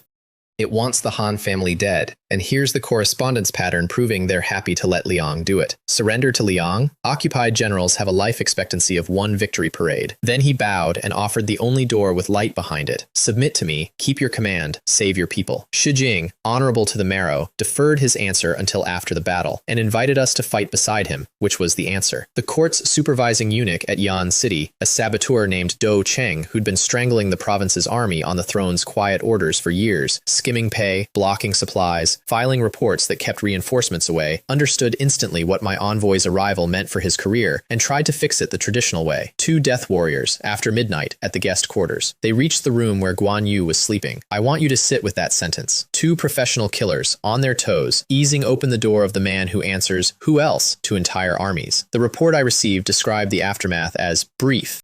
He was awake before the door finished moving. Both attackers were disabled before their blades cleared leather, and both bit their poisoned teeth before questioning, which was the only part of their operation executed to standard. Come morning, Guo Jia named the sponsor over breakfast with the serenity of a man reading a menu, and Shi Jing's hot-blooded son Han Yu, mortified that a guest had been attacked under his family's roof, personally arrested the eunuch, punched his face into what multiple witnesses independently called a pig's head, and gagged him with a stable rag before the dungeon. A detail I include because it made Guo Jia laugh out loud, and things that make Guo Jia laugh belong in my historical record. Liang, tired of paying the wall's prices, switched to the oldest morale weapon in the manual, duels before the gates. And my envoy's dispatches from that week are the best serial I've ever subscribed to. Their vanguard champion, Sha Ru, mid-Grand Master, lungs like a bellows, spent a morning under the wall desecrating captured flags and cursing 18 generations of Yanzhou ancestry with genuinely impressive stamina. The latter, as my envoys reported it to me blow by blow, went like this. Yanzhou's first champion, Jin Wu, rode out furious and came back under arrow cover, beaten. The second, an axeman named Gong Sun, got kicked out of his saddle in the opening exchanges, and in the rematch, Sha Ru killed him and threw his helmet at the wall. The third, old peak Grandmaster Shu Long, fought Liang's own peak champion Pang Shi to a standstill on skill, and then lost the fight to his own lungs, retreating with his 60-year reputation in pieces. 3 straight losses. The wall went silent with that specific pre-collapse silence every commander learns to dread, the one where 20,000 men simultaneously imagine losing. Then Guan Yu rode out, alone, with the sun behind him, and didn't bother announcing himself, which turned out to be the correct dramatic choice. I've stolen it for my own entrances since. My Guan Yu beat Liang's peak Grandmaster champion Pang Shi in under 10 moves. The same Pang Shi who had just outlasted Yanzhou's 60-year-old master, now parrying with both hands and backing his horse in circles. Prince An Duanli, no fool, skipped the honor code entirely and sent 5 more grandmasters at once, and Pang Shi gratefully turned back to help make it 6-on-1. What followed made both armies forget which side they were on, and made me forget I was supposed to be commanding mine. The 6 came in a rehearsed web, sabers high, spears low, chains for the halberd, and Guan Yu fought like the web was a rumor. One general took the halberd's butt through his breastplate, another lost his weapon and then the argument. The chains snapped, the spears splintered, 4 of the 6 died in the span it takes to describe it badly, and Pang Shi, the champion, was cut in half, diagonally, which was gratuitous, which was Guan Yu. The 2 survivors fled at angles, as if disagreeing about which horizon was safer. Guan Yu turned to the Liang lines, lifted the wet halberd, and asked, conversationally, "Who else?" And several hundred professional soldiers stepped backward in unison, like a tide remembering an appointment. On the wall, Shi Jing whispered that if he couldn't sense the man's aura, he'd swear an innate grandmaster had come. And Guo Jia, who never wastes a syllable, chose that moment to lean over and remark, "You should know, Guan Yu does not rank first under the Prince of Qin." I'm told the silence on that wall had a texture. You could have carved it into commemorative plates. Duan Li, humiliated in front of 400,000 of his own men, made the classic promise ambitious princes make to distant fathers. The pass in 7 days, the province in 15, not a blade of grass left standing. I was already riding to make him regret the scheduling. I brought 50,000, 10,000 elites as the blade, 40,000 recruits who needed blooding, with Wei Qing and Bai Qi as edge and spine, all mounted thanks to a horse herd that now exceeded 100,000 heads. Ma Chao stayed home to guard the nest, grumbling like a cat left off a fishing trip, and yes, that week's sign-in delivered 10,000 ordinary soldiers. The week after, my subscription box had entered its bulk shipping era. Before the battle, allow me a detour to my favorite theater, the Capitol. Because while I was marching, the Black Lotus cult attempted the single most ambitious stupidity of the year, assassinating my father and the new crown prince simultaneously inside the palace. Their plan was genuinely decent. 4 grandmasters, insiders, bribed gates, an underground river escape route, and cannon fodder in fake Imperial Guard armor. Poor recruits the cult had promised would be ennobled as marquises of the new dynasty. A lie so cheap even the cult's own officers joked about it privately. Because to organizations like that, the faithful are firewood that walks itself to the stove. It had exactly 2 flaws. Flaw 1. They didn't know the soft-spoken eunuch by the emperor's bed was an innate grandmaster, an intelligence gap the size of a mausoleum. Flaw 2. My mole inside their cell, codename Black Weasel, a patient man who deserves a statue he can never have, had reported the entire timetable to my net of Luo a week earlier, down to the quarter hour. And my people in the Imperial City Guard, commanders Feng Yu and Han Lan, also known as my sword slaves Lei Shan and Han Kai, made the kind of decision I pay them for. Don't warn anyone. Let the attack happen. Then heroically save everyone at the cinematically perfect moment and convert someone else's conspiracy into our promotion. The intelligence department missed it, they'd say afterward, shrugging modestly. We just happened to be following a hunch, with a timetable. I gave them both a bonus and told them never to explain me the trick. The night itself deserves its scene, and I've read my agents minute by minute so often I could stage it. 3rd quarter of the Sioux Hour. 2 6-man cult teams in stolen Imperial Guard armor moved through the palace on schedule, one toward the Emperor's Hall of Mental Cultivation, one toward the Eastern Palace, their bribed gate commander having waved them past the outer ring. My people moved on the same clock, Feng Yu and Gao Ming racing for the Emperor's Hall with urgent secret intelligence, Han Lan peeling off toward the Crown Prince, the palace gate commander slowing everyone down with bureaucratic protocol at the exact moment history was sprinting past his checkpoint. At the palace gate, my people hit a bureaucratic comedy prelude. The Imperial Guard's Grand Commander, confronted with the Imperial City Guard demanding entry on secret intelligence in the middle of the night, insisted on protocol. The fate of the dynasty briefly hung on a jurisdictional argument between 2 security agencies until they compromised on 10-man teams. Empires die of many things. They are saved, apparently, in committee, and I laughed alone in my study when I read it. At the Emperor's Hall, it went like the theater I'd have paid to watch, with one improvised line. The cult's late Grandmaster leader crept to the eaves, looked down, and found a soft-spoken old eunuch already looking up at him. Some rats have snuck in, said Wang An mildly, and hit him once. The words, "This old eunuch is a great Grandmaster," were the last professional assessment of several careers that night. Gao Ming and Feng Yu arrived seconds later to mop up 5 stunned survivors and collect the credit for a rescue the eunuch had already finished. At the Eastern Palace, my brother Li Cheng woke to blades in his corridor. He fled barefoot in his underclothes, screaming that it must be his brother's. Flattering, but for once genuinely, no. Then Han Lan swept in through the window like the cover of a romance novel. She cut down all 4 attackers in front of him in one flowing sequence and sheathed her blade with a flourish she later swore, under interrogation by her colleagues, was professional necessity. Li Cheng took one look at his rescuer, a beauty who had just painted the corridor with assassins, and fell catastrophically in love. I want to be extremely clear about what happened here. The new Crown Prince of Great Qing developed a crush on my undercover assassin, on schedule, exactly as she'd staged it. And where that farce goes from here, I'll tell you when we get to it, because it improves. The payoffs stacked like dominoes. Gao Ming got rewarded and finally funded. His intelligence department had been so budget-starved its informants worked on IOAs, a detail that explains half this dynasty's blindness. And my 2 agents were promoted to deputy commanders of the Imperial City Guard, with authority over life and death in the capital. One wrinkle for the connoisseurs. My father, from his sickbed, privately ordered Wang An's hidden guards to investigate the heroic duo's backgrounds, on the sound imperial principle that anyone promoted that fast smells of arrangement. The hidden guards dug, the paperwork held. The old man's instincts were perfect, and his information was mine, the epitaph of his whole reign, honestly.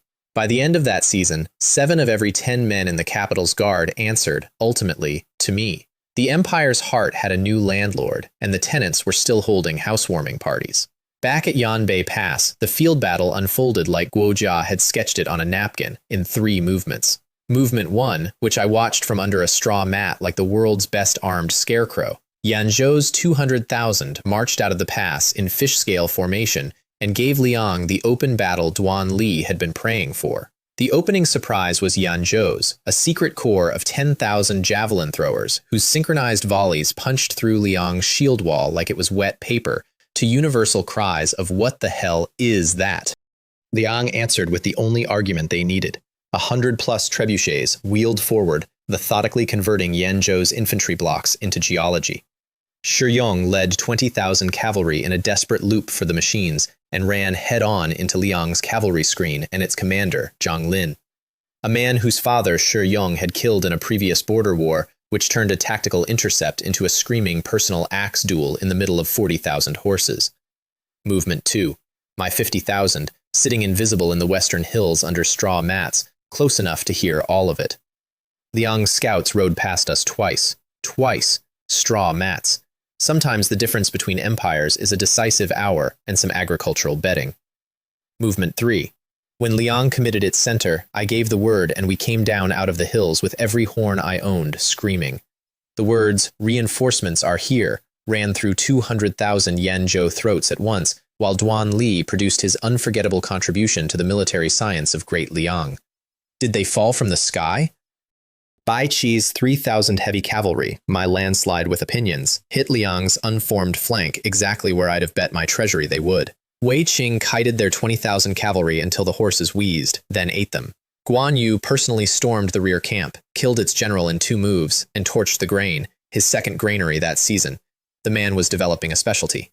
The Liang vanguard, pincered between my Bai Qi's returning charge and a Yanzhou counterattack, collapsed. 200,000 men. Collapsed. For me, that still sounds strange, said out loud. Duan Li sacrificed a 50,000-man rearguard of conscripts to cover his retreat from me, men ordered to die in place, who tucked letters home into their robes before forming up and grumbled to each other that Prince An didn't treat them like people. They were right, and the grievance outlived them. Some of those letters reached Liang villages, and the phrase traveled. It will matter someday, because contempt for your own soldiers is a debt empires always pay with interest. Bai Qi declined to waste my men charging their shield wall and simply wore them down with methodical archery, which is what mercy looks like when Bai Qi does it. He has exactly 1 setting for enemies and 1 for arithmetic. That day, the arithmetic setting was kinder. Wei Qing's shortcut intercepted the fleeing main body anyway, killed 4 more grandmasters sent to swat him, and annihilated Liang's remaining cavalry in a kiting carousel their survivors described with the helpless precision of men reporting a natural disaster. And Duan Li? To my lasting annoyance, Duan Li performed the least princely and most intelligent act of his campaign. He stripped off the gilt armor that made him worth a 1,000-tael bounty, pulled a dead conscript's bloody uniform over his silks, smeared his face, and walked out of the encirclement in a column of routing infantry, 1 anonymous defeated man among 50,000. My riders checked every corpse in gold. A duck in hand flew away, as Wei Qing put it, with real grief, and he sulked about it for 2 days. Remember the duck. The duck has a future, and the future has an ambush in it. The victory feast at Yanbei Pass sat rebels and imperial soldiers at the same fires, arguing over kill counts, comparing scars, and trading wound dressing techniques, which is the fastest diplomacy ever invented. By midnight, I couldn't tell whose army was whose. That blur was worth more to me than the battle. The wounded toasted from their cots. A Yanzhou spearman and one of my Shenzhen sergeants nearly came to blows over which of them had killed a particular Liang standard-bearer and resolved it by adopting each other as drinking brothers, per the standard protocol. That night, over the embers, Shi Jing asked his nephew the question out loud, "Should we submit?" and got back the whole case, point by point. The court starves us and, by point, the court starves us and slanders us. This is a succession war, not a foreign conquest. No ancestral tablet cracks. And backing the winner of a dynasty's internal storm has been a respectable career move since the invention of dynasties. Meanwhile, Guo Jia's dossier on Shi Jing sat in my tent, and its summary line explains why I wanted the man and not just his wall. Honest official Han sold his own salary for famine grain. Prestige with soldiers and civilians, immense. Price cannot be bought, can only be convinced. My favorite kind of expensive, and I paid it gladly. Next morning, after my army's dawn drills had made the entire Yanzhou camp stop eating breakfast to stare, Shi Jing knelt with 3 conditions. Provincial autonomy, his army intact under his command, a year of tax relief for his war-bled people. I accepted all 3 and left the province's taxes local on top of it, because squeezing a grateful province is how you convert it into an occupied one. Then I attached my own 3. 5,000 elite recruits a year for the Qin army, 100,000 dan of grain annually, and his eldest son, Han Yu, as an honored hostage at my court. I watched an honest man weigh his province against his boy, and I didn't enjoy it, and I didn't withdraw the condition either. That night, he tried to renegotiate himself into the hostage's role. Take me, the old man said. The heir must stay. And I refused, because a hostage only works if he's the future, not the past. This is the part of empire building the operas skip, and I understand why, and I sleep anyway. Then I told Shi Jing what he was actually joining. Because a man who kneels deserves to know the direction of the march. The barbarians first, before winter. Then his Yanzhou army as the vanguard into Great Liang itself. The Qin army to 500,000 men. His eyes changed as I talked, the arithmetic of decades of defensive war inverting into offense. And by the end, the kneeling was for something he wanted to be part of, which is the only kind of kneeling I collect. Han Yu himself settled it, accepting with a teenager's ferocious dignity. Some things are unavoidable, and I am not a coward. When we later offered him a comfortable clerk's desk at my court, the traditional hostage arrangement, all tea and no risk, he refused it, to his father's visible horror, and asked for the battlefield instead. I assigned him to Wei Qing as an aide, with a one-line directive that made the champion Marquis grin. Temper him into fine steel. The boy has no idea what he signed up for. The boy is going to be magnificent, and I intend to take unearned credit. The Qin army entered Yan City to crowds who had heard about my province's 3-tael wages and 30% taxes and lined the streets to check whether the rumors had a face. The formal surrender was signed to me at the Marquis residence with full honors, and just like that. Half a year after a deposed prince rolled north in a carriage with 1 maid and a grudge. All 4 northern provinces answered to one banner. 4 northern provinces, all of them, a quarter of the empire, from the Gobi to the Liang border, under one banner, and the banner said Qin, and Qin meant me. 2 footnotes from the losing sides, both of which are actually fuses. Footnote 1, which I read aloud to my war council for morale. Duan Li limped home to Great Liang with 50 guards, threw himself down before his ancient father, and confessed the catastrophe I'd handed him before his rivals could weaponize it. The Emperor of Liang broke an inkstone over his son's skull, sentenced him to 80 rod strokes, and let him keep his title and his army, because the old man looked at that shameless, calculating survival instinct and saw his younger self. Liang's crown prince, Duan Xuan, celebrated his brother's caning with wine and began planning something more permanent. Liang's succession pot had begun to boil, and I hadn't even touched the stove. Footnote 2, my own next move. The obvious play was south, at the court. Guo Jia killed it with 1 finger on the map. 1 million defenders on the southern lines, siege country, cavalry useless. No, north first. Pacify the grassland, seize the world's largest horse pasture, and let the court exhaust itself against the southern rebels the Black Lotus was helpfully funding. Between the snipe and the clam, the fisherman profits, and I intended to be the fisherman with the biggest boat. Speaking of boats, standing on Yan City's walls, looking east at the sea, the transmigrator in me whispered that there were continents out there this world hadn't even named yet. Later. I limit myself to 1 planet at a time. Home in my U city, the quiet season turned out to be the busiest. The capital first, since my agents there were having a farce-rich autumn on my payroll. Crown Prince Li Cheng was now conducting his fourth surprise inspection of the Imperial City Guard that month, every single one of which routed past Deputy Commander Han Lan's post by pure administrative coincidence.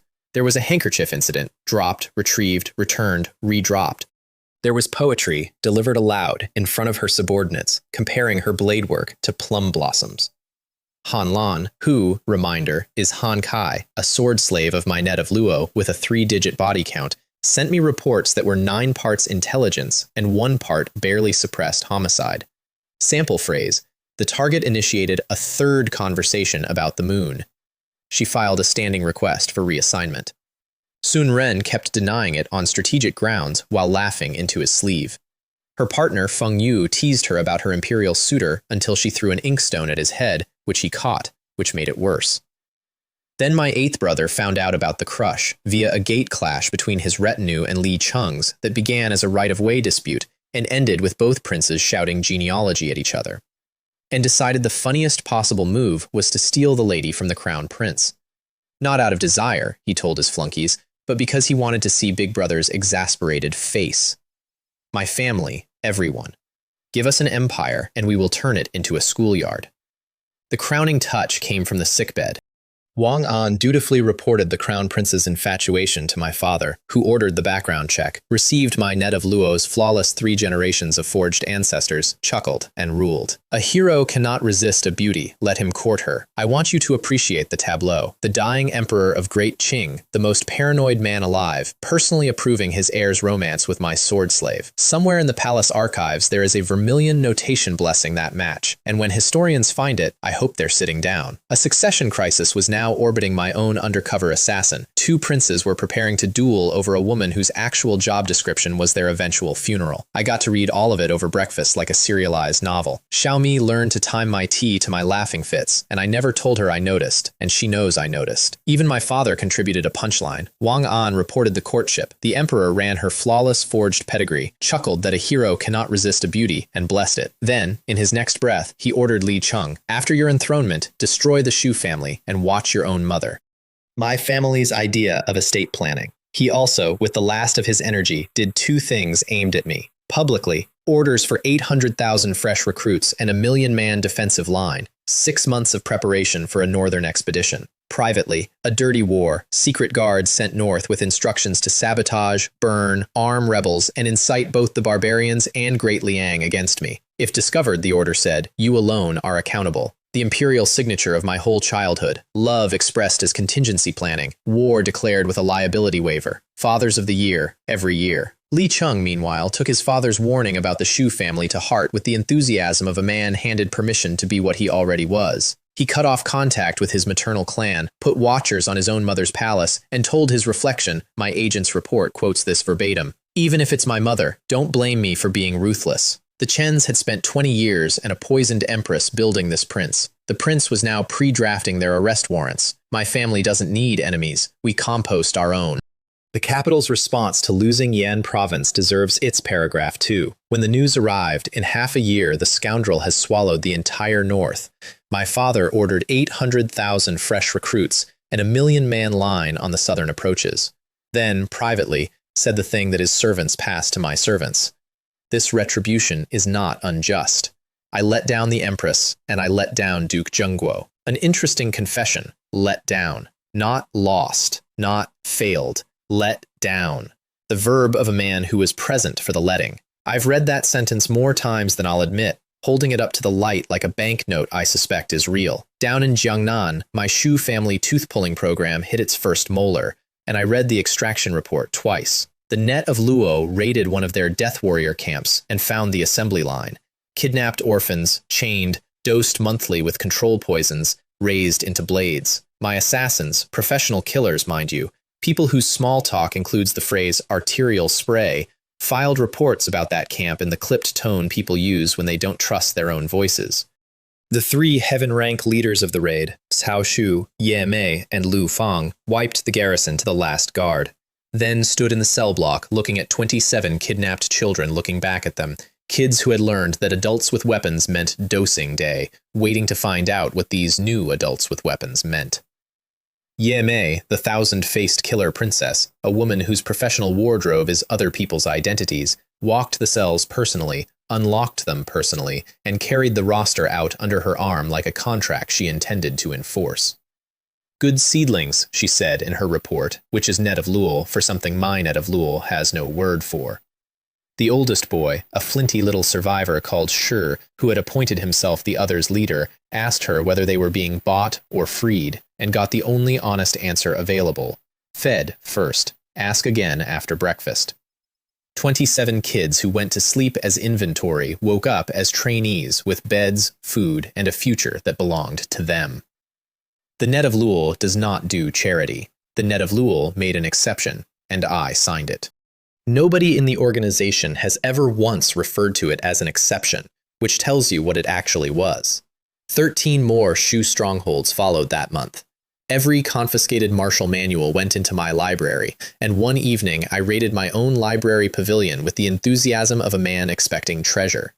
The inventory: 40 volumes of garbage footwork, 16 incomplete saber styles missing their middle chapters. The collection's crown jewel, the Netherworld Blood Fiend art, whose training requirements begin with severing your own finger and escalate to a daily blood drinking schedule with footnotes. I read the footnotes. I put it back on the shelf with tongs I did not have, but mimed anyway. Some genres deserve to stay unread.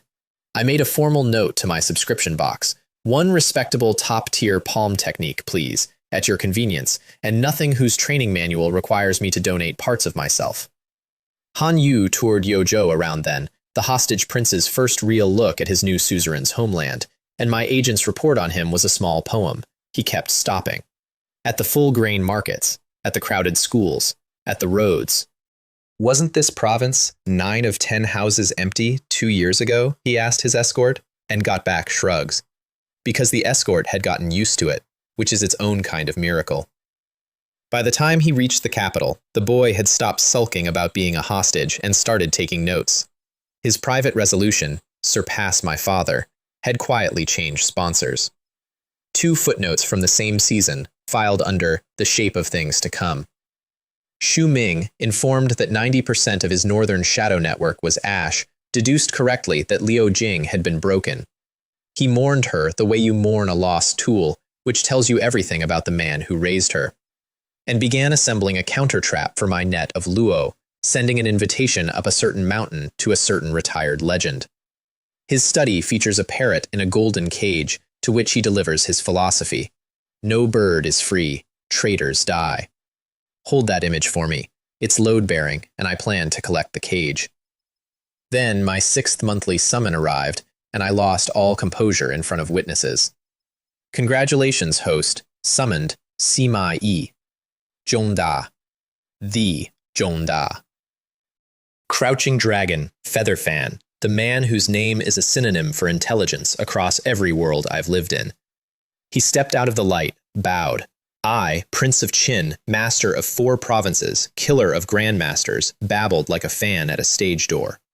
I may have mentioned watching him verbally execute Liu Biao. I may have used the phrase, goat. My system politely declined to translate me. We talked through the night. Rule of law, industry zones, urban planning, examination systems, tax structures that don't eat their own base. I'd toss out a concept smuggled from another century, and he'd catch it, turn it over twice, find the flaw I'd missed, and hand it back, improved. The single most exhilarating conversation of both my lives. I once got notes from a director who'd worked with actual stars. Somewhere around dawn, he stopped fanning himself, looked at me with those clear eyes, and said he had found a kindred spirit. I appointed him chief strategist before he finished the sentence. I also, in the flush of the moment, checked whether the system's mall stocked anything resembling a phone. I could show Zhongda the archive of his own legend. The interface replied with 3 dots of silence and what I can only describe as textual pity. Fine. Some things I carry alone. Guojia, informed he'd be sharing the brain trust with Sima Yi, reacted the way Guojia reacts to everything, a slow nod and a face like still water. But I caught him rereading dossiers that evening. Iron sharpens iron. Genius, I noted in my diary, apparently also files its nails.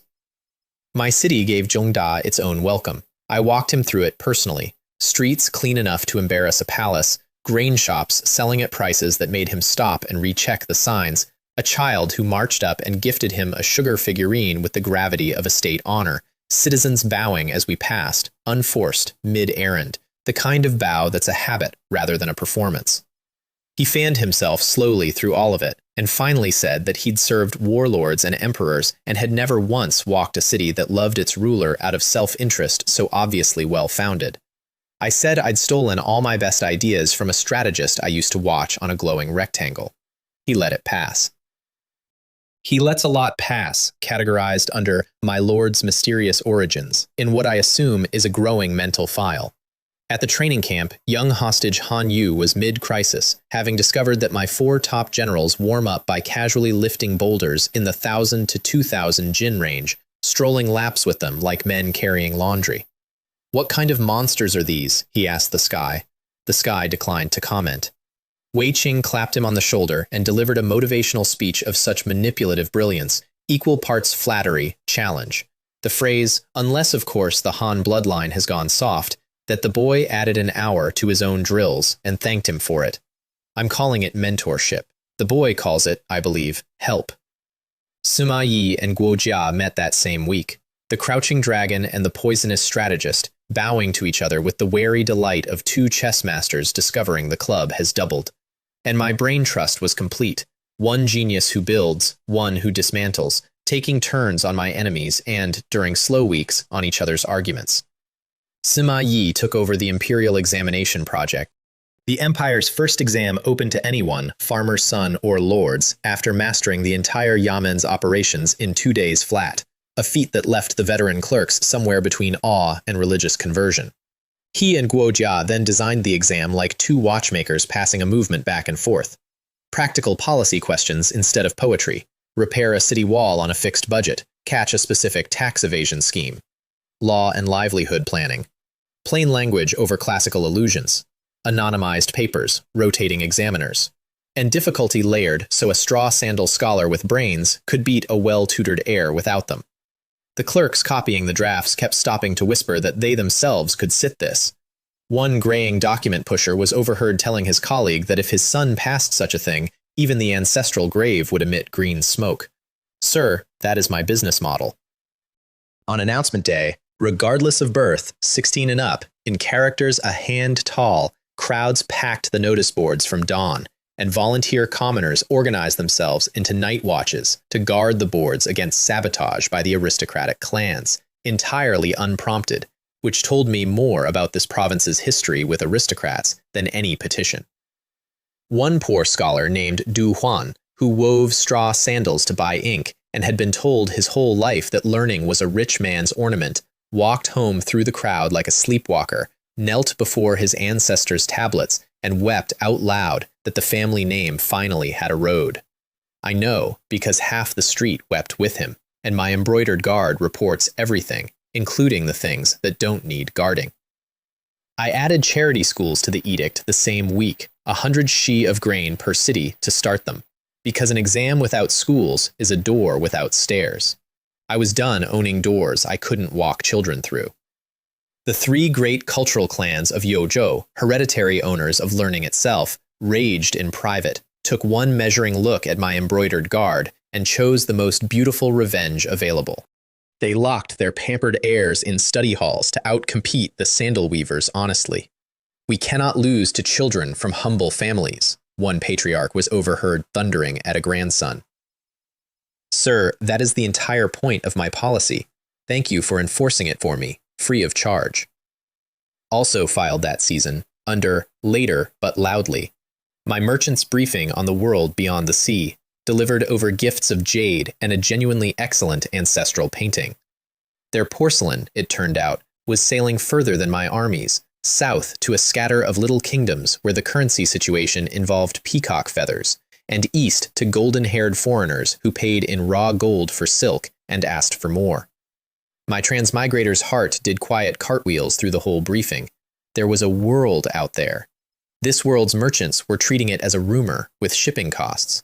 And to the east, closest of all, an island empire, Dongying, unified under a shogunate.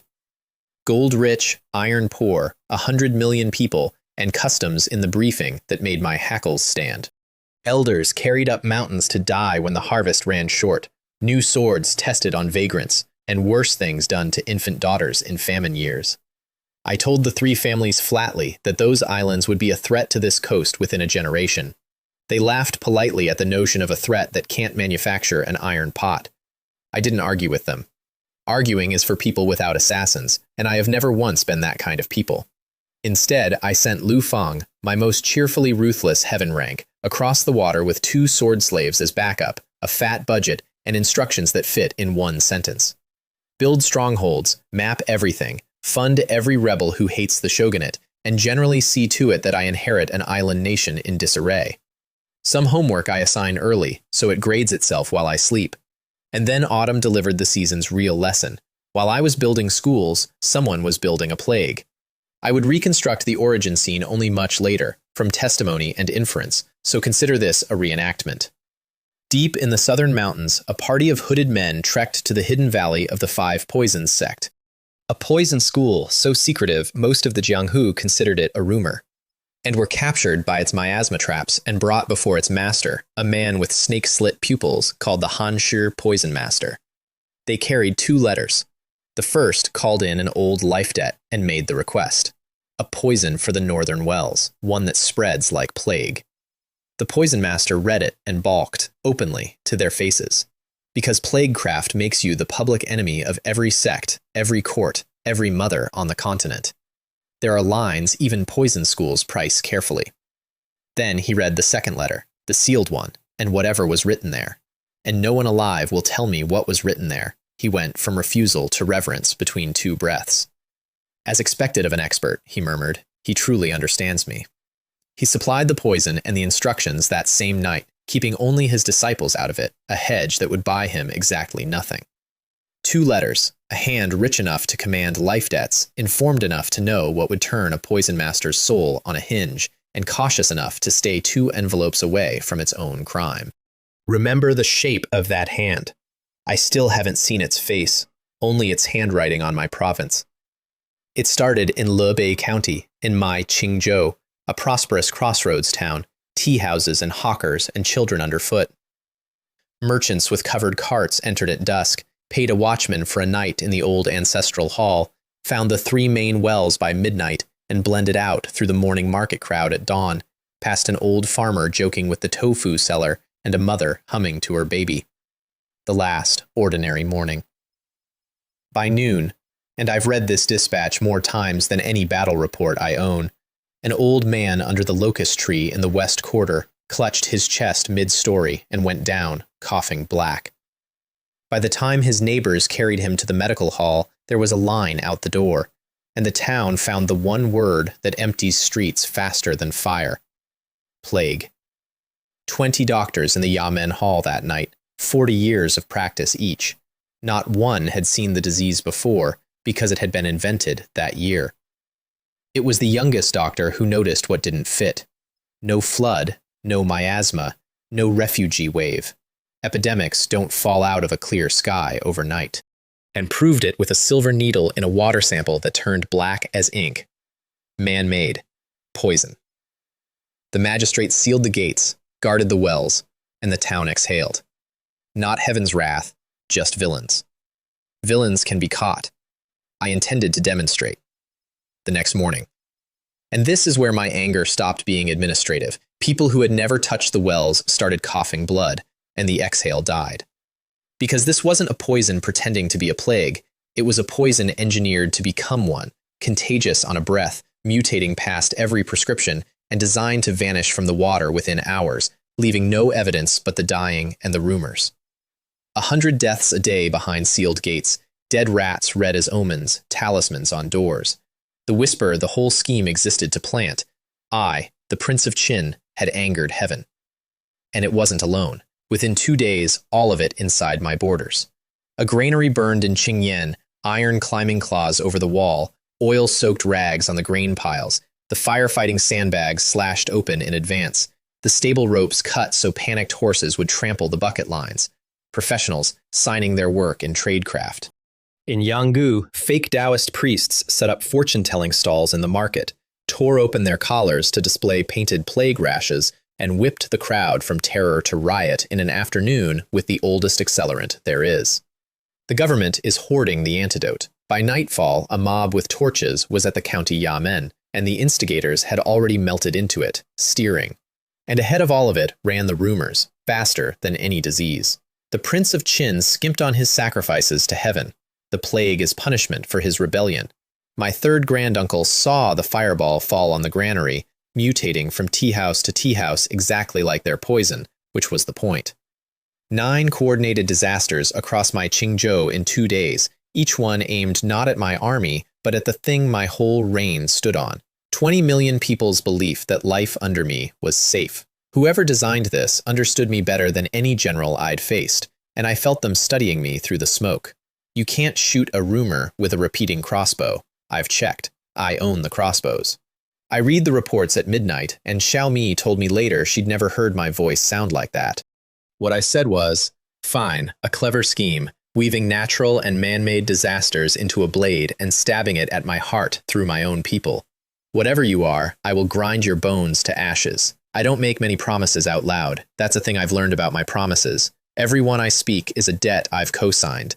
This one I intended to collect in full, personally, with interest. My night council convened before the candles could be trimmed. Sima Yi, Guojia, Cao Hua Chun, and me at the head of a table I did not sit down at once. I laid out the reports. Guojia, a man whose nickname is literally the poisonous strategist, a man who has schemed emperors into graves, read the plague files and went quiet, then said, with something I'd never heard from him before, such actions harm heavenly virtue. When the poison specialist is disturbed, you've met real poison. My orders went out in an hour. All 4 embroidered guard commanders, Jade Serpent, Silver Leopard, Crimson Crane, Iron Turtle, rode for Qingzhou that same night with their elites, all other cases suspended. And because I refused to only bleed when cut, I turned the crisis into a construction site.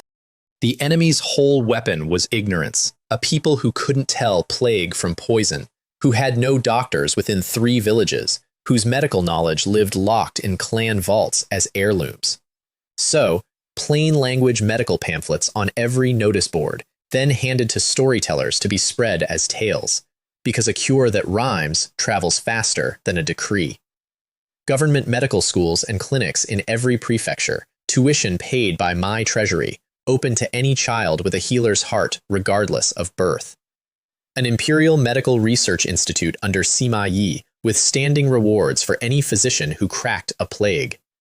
And Guojia got the job he was born for, persuading the medical families to publish their hoarded secret prescriptions, with titles and generational protections for the willing. My embroidered guards undivided attention for the rest. Sima Yi blessed my program with the phrase, a spring breeze bringing rain. Guojia blessed it differently. Now the vermin who exploit ignorance will have nowhere left to stand. Same policy. 2 geniuses. I keep both translations in my desk. And if someone doesn't appreciate the favor, Guojia asked, stroking his beard, already knowing, then they can explain to the mothers of this province why their life-saving recipes were a family heirloom. The manhunt, meanwhile, turned into the season's best detective serial, delivered to my desk in daily installments. Jade Serpent traced Leibei's poisoners to a 10-man merchant caravan that stayed at a mortuary and left before dawn. Silver Leopard matched the granary arson's tools to the same crew. Kendrick Crane pulled the Yanggu rioters apart and found paid vagrants, and planted evidence, cloth badges of the 5 Poisons sect, a legendary poison school, sewn onto hired thugs a bit too conveniently. Someone wanted the trail to end at the Jianghu's most obvious suspects. Crimson Crane found the real trail instead. With my net of Luo's informant web narrowing the map, my 2 secret services, pooling sources for once, can find a specific flea on a specific dog in a province of 20 million. She cornered a 10-man enemy squad at an abandoned mountain temple. The squad was resting easy, sentries unposted, congratulating each other on a flawless operation. Those bumpkins rushed the yamen like mad dogs. This job could be done with our eyes closed. The Prince of Qin will never dream it was us. The door opened on 50 embroidered guards. I apologize for the wait, gentlemen. 9 of them bit poison teeth on capture, professional death warriors to the last molar, black blood and silence in under a minute. Whoever trains these people, I noted in my margin, trains them better than he pays them. The 10th, their leader, was taken alive, with his meridians sealed and his mouth searched, and broke in Crimson Crane's interrogation room, and gave up the shape of the thing. 5 squads. Mission: wreck the North, undermine the Prince of Qin's mandate. Next target: Qingcheng, the provincial capital, population several 100,000, and their poison supplier, the actual 5 Poisons sect, whose leader had sold the toxin while keeping his own hands officially clean. What the prisoner could not give up, because he'd never had it, was the master's name. His organization was built like a nest of sealed boxes, and only its unseen commander held the key. She finished the interrogation, kept her word about the quick end, and had 3 falcons in the air toward Qingcheng within the hour. Who held the leash? The prisoner didn't know. The Ord called itself the Secret Guard, its cells sealed off from each other, only its unseen commander knowing the master's name. Even Cao Hua Chun, who knows every dirty organization on the continent by smell, had never heard of them. I had a guess. Guess rhymed with throne. But guesses aren't warrants, so we filed it and moved. Qingcheng became my trap with a city attached. Xuan Wu, the youngest embroidered guard commander, a cheerful maniac who finds ordinary crime beneath his talents and had been praying for a conspiracy worth his time, designed the net. 3 layers of hidden sentries at all 4 gates, watching for anyone with pottery jars or medicine chests, and disguised guards camped on all 12 water sources. Because the enemy's poison only lived 12 hours in water, which meant they had to come to the wells. Wait for the rabbit, he said, and make the tree look natural. The tree looked extremely natural, which I know because I demanded the surveillance logs for my own entertainment. My favorite intelligence report of the entire war is verbatim from that stakeout. 2 elite secret policemen, dressed as porters, sitting on a well lip, eating watermelon in shifts, one complaining that coarse cloth chafes worse than armor, the other threatening him with latrine duty if he blew their cover over fabric. A third asked whether guarding a well even works as a tactic, and was told, "If the well gets poisoned, our heads move house, so chew your melon and watch the street." The glamour of my empire. Somebody should tell the ballad writers I said so. But first, their side of the board, which I reconstructed from my prisoner transcripts with something like professional envy. In an abandoned temple outside the city, the 2 surviving squad leaders, Shadow 10 and Shadow 13, professional shadows with a colleagues and rivals rapport, planned Stage 2 over a map of Qingcheng, and Stage 2 was viler than Stage 1. Burn the 100,000 don of wheat in the capital granaries. Spread the plague rumors. And, the flourish, send death warriors to kill civilians while dressed as 5 Poison sect cultists, with embroidered sect emblems, signature poison needles, and carved 5 Poisons tokens dropped at the scenes. A complete frame, custom-tailored, the sect that supplied their poison would take the fall for everything. And being famous poisoners, no denial would ever be believed. Mud in the pants, as Shadow 13 put it, doesn't matter what it actually is. Their master's schooling, visible in every stitch. 40 of them slipped into my city dressed as farmers, doctors, and porters, and rendezvoused at an inn whose keeper they'd bought. Shadow 10 felt uneasy the whole way. Where is 15's squad? Why is this so smooth? And said so twice, and was laughed off twice. His instincts deserved a better employer. Silver Leopard, working the gate disguised as a steamed cake vendor, had already clocked the first operative by his eyes alone. An honest farmer's feet don't scan roof lines, tailed him at a stroll, and spent the day watching porters with empty poles and doctors with empty medicine chests file into the Tongfu Inn and never come out. A parade of tradesmen carrying nothing, checking into an inn before noon. At some point, espionage is just an insult to me personally. He then faked his way inside as a job-hunting laborer, got thrown out on schedule by the bought innkeeper, scaled the back wall, and pressed his grandmaster hearing against the audacity of men discussing well-poisoning timetables indoors, in complete sentences, with the windows shut, as if windows were the problem. Before the hammer fell, the enemy's field commander had one last good instinct. Standing on a hill the night before, looking at the city lights, he told his colleague, "Something's wrong. This is going too smoothly." His colleague laughed it off. We hid. We doubled back. We told no one. Who could possibly know? Both things were true. They had been perfect. The problem was never their tradecraft. It was that they were operating inside a province where the birds report to me. The bust came at the hour of Shen, on my standing authorization to spend whatever it took. 100+ embroidered guards, inns surrounded like a barrel, archers layered outside the walls, the innocent guests quietly escorted out under the pretext of an inspection. The secret guards tried the casual exit shuffle, stretching, shoelaces, strolling for the door in pairs, and met a wall of drawn sabers and a waste token. Blades came out of sleeves, and the inn's common room became a threshing floor. Tables overturned, a man swinging from the ceiling beam toward a second-floor window and being caught by the ankle mid-flight, the kitchen staff cowering behind the stove while empires disagreed in their dining room. The wall jumpers made it over the top in a brave dozen and met the layered volleys on the far side. Credit where due, they fought like men with nothing to refund, because they were. And then Jade Serpent deployed the cruelest weapon of the day, a sentence I wish I'd written myself, delivered conversationally into the lull. Your captured brother sold you all out. He's enjoying wine and meat in our prison right now, while you die for the master he betrayed. How else do you think we knew your hour? A lie. The man was already dead in my province's soil, but despair doesn't check sources.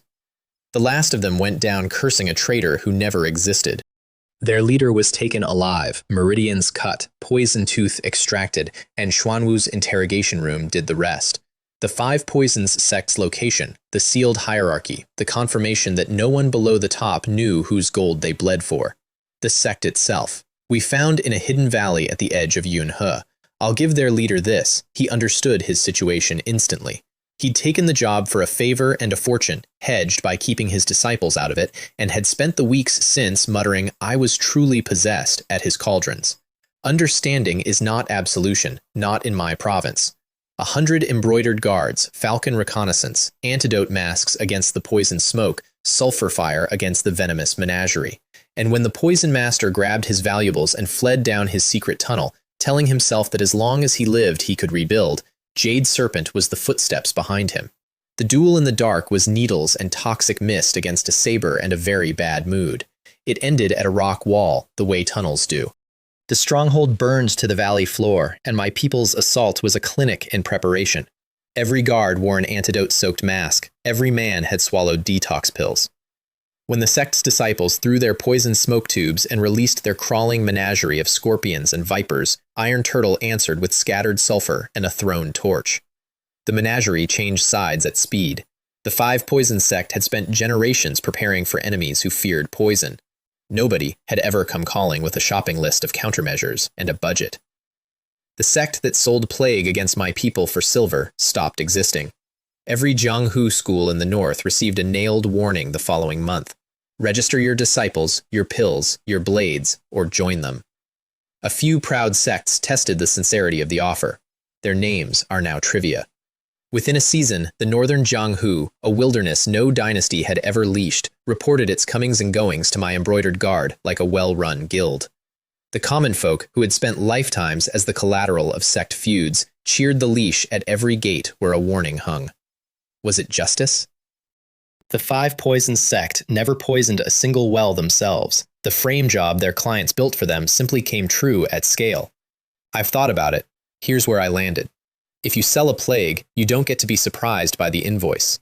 The one loose thread, the secret guard's invisible master, went into my net of Luo's queue with a standing bounty. Somewhere south, in a palace that smelled of medicine, an old man believed his deniable war was still deniable. Let him believe it. My ledger is patient. It learned from me.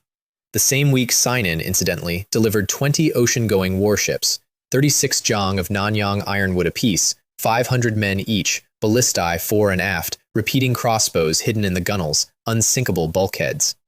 I stood in the system space walking their decks alone, like a boy in a toy shop after closing, and the plan assembled itself. A navy. Sea lanes.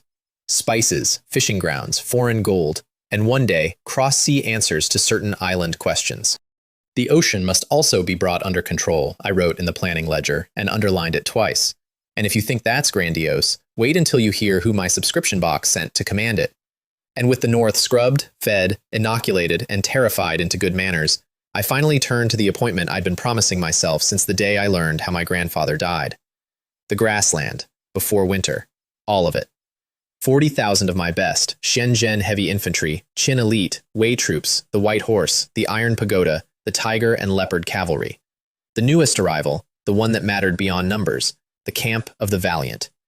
Guan Yu's old ace unit, Gao Shun's legendary formation breakers, the Cold Weapon era's special forces, delivered by a sign-in like a family heirloom returned from a pawn shop. Guan Yu heard the name, sprinted across the camp, a peak grandmaster, running, and stood at the edge of the parade ground staring at 2,000 soldiers in ghost face masks and profound iron chainmail, formed up exactly as his memory kept them. He grabbed a soldier at random. "Do you know the origin of this camp?" And the man knelt and recited the old motto, "The will to break the formation means death or victory."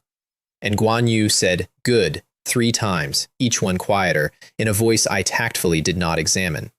Then drilled them until midnight, because that's what tenderness looks like on him. Sima Yi held the rear with full authority. I rode with the army myself. Off-screen, but not off-books. A month of sign-ins had also quietly added 6,000 more soldiers and another civil official. My regular recruits had developed a running grievance that the main legion never recruits from outside. A veteran was overheard telling a rookie to keep dreaming, the main force is the prince's treasure chest. Correct, soldier, and my chest has a subscription, and I guard the password with my life. The departure was worth the 20 months it took to earn. Dawn on the drill ground, 40,000 in black steel standing like a cast statue with a pulse. The Shenzhen wall of shields, the Wei troops under their crossbows, the White Horse riders like a snowdrift with opinions, the Iron Pagoda merging man and horse into architecture. And when I drew my sword and pointed north, the single shout that answered cracked ice off the eaves. The recruits left behind on garrison duty watched the main legion ride out with the naked envy of boys watching an older brother leave for the capital. Why could 40,000 men invade a 1,000,000 rider steppe with no supply train? Because the supply train was me. 10 million shi of rice in a pocket dimension, remounts and arrows and winter coats on demand. Every enemy strategist about to lose his mind looking for wagons that did not exist. I'd like to formally thank whoever designed this system. Best subscription I never signed up for. While my army rode north, my shadows were finishing a war in the south. I need to tell you about it because it produced a legend. The Shu family, tired of losing dark assets to my tooth-pulling program, set a trap at their largest death warrior camp in the Jiangnan Hills, 600 or 700 blades behind an iron barrel perimeter. And, as the mainspring, they called in a debt older than me. Elder Windsaber, the Elder Cloud Sword, an innate grandmaster. The hermit who, 30 years ago, defeated 17 famous masters in a row with a wooden sword, and then walked away from the world. The Chen's late patriarch had once saved his life, and Grassland or Jiangnan, that kind of debt, only has one currency. The old man came down from his mountain not really believing the Chen's story about villainous assassins, and not really caring. Do the job, clear the ledger, go home. Into that trap walked 300 of my net of Luo, led by my 3 heaven-rank aces, Cao Shu, the King of Shadows, Ye Mei, the thousand-faced killer princess, Lu Fang, who is frankly a little too enthusiastic about his work. Their reconnaissance smelled something wrong. The camp looked too normal, the way a spider's web looks like empty air. And they went in anyway, at the hour of yin, through the morning mist. Because my net of Luo's institutional culture does not include the word later. Lu Fang cleared 13 hidden sentries solo as the opener, ghosting along the rock face in the mist, and, because Lu Fang is Lu Fang, he propped the first corpse against a tree stump with one bloody shoe showing, a formal invitation to the other 12. When he strolled back with both swords dripping, Ye Mei graded the performance out loud. Clean, swift, almost like he was afraid she'd bring up his past blunders. He countered with the Yingdu job, 300 kills in one night. Has she done better?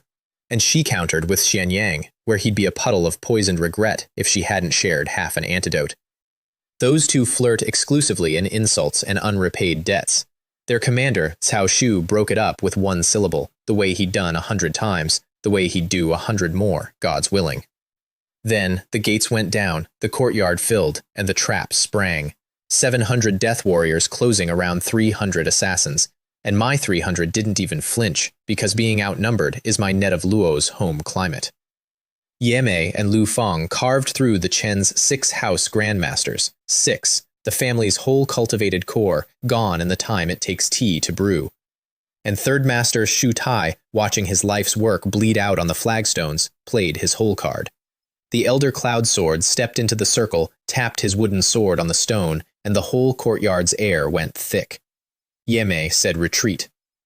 Lu Feng said retreat. An innate grandmaster is not a fight, it's weather. Cao Shu looked at the weather and said, when my net of Luo strikes, there is no backing down, which was bravado and also wasn't, because Cao Shu had been stuck at the peak of grandmaster for a year. The only door to the next realm is hung at the edge of a grave. The duel that followed is already being retold in wine shops with hand gestures. My official copy, I made Yemei dictate it twice, is better. The old man opened with courtesy. State your name. This old man kills no nameless men. Got Cao Shu of my net of Luo, and drew a circle in the dirt with his wooden sword as a mercy boundary. Then the technique names started, each one arriving with scenery damage. Cloud flow breaks the sky, 9 phantom blades pouring down like a waterfall, trenches plowed through stone, long river setting sun, a 3-jong golden edge that sealed every escape angle, flowing cloud, 1,000 illusions, an inverted galaxy. 50 years of a genius's solitude spent on one art, unpacked move by move onto a man 20 years his junior.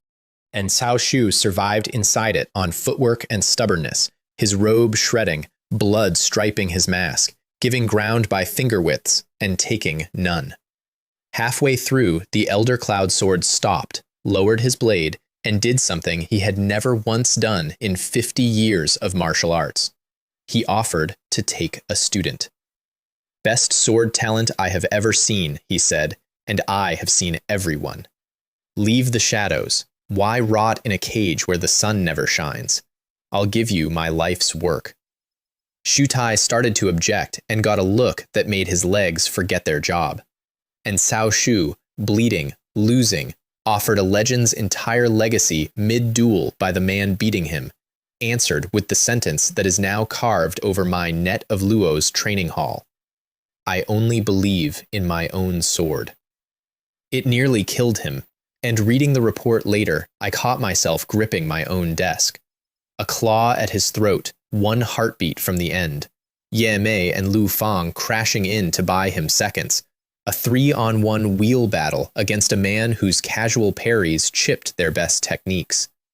And then, at the exact bottom of his strength, with his meridians screaming and his true chi scraped dry, the membrane in Cao Shu's dantian cracked, and the door opened. He walked through it in the middle of the fight, silver-white aura, great grandmaster. The old man's eyes went wide with something between alarm and delight. You break through now? And the duel restarted with new physics. Fresh power against 50 years of depth. I've made 3 separate people describe this part to me. The exchanges tilted. The wooden sword that had accompanied the Elder Cloud Sword for half a century snapped. And the last thrust took the old man through the throat. He died with an expression the survivors described as relief mixed with unwillingness. The debt to the Chens was paid in the only currency he'd brought. Shu Tai ran for the gate and found Cao Shu leaning on the doorframe, wiping his blade. One exchange. The Shu family's spy master, their death warrior architect, their third pillar. Done. The camp burned to its foundations. My net of Luo walked out of the smoke into Legend, the organization that had killed an innate Grand Master in open battle. I read the report on the road north and made 2 notes. 1. Give Cao Shu whatever he asks for, forever. 2. The Shu family had now lost their assassin guild, their death camps, and their hired legend. A tiger with no teeth, no claws, and a growing suspicion about the dentist. Now, the grassland. The barbarians' second greatest power was the Bormu tribe under Chief Bayan, self-advertised as 300,000 iron cavalry, currently starving after the king's failed invasion had eaten their herds and their young men. Winter was a month out. Desperation was general.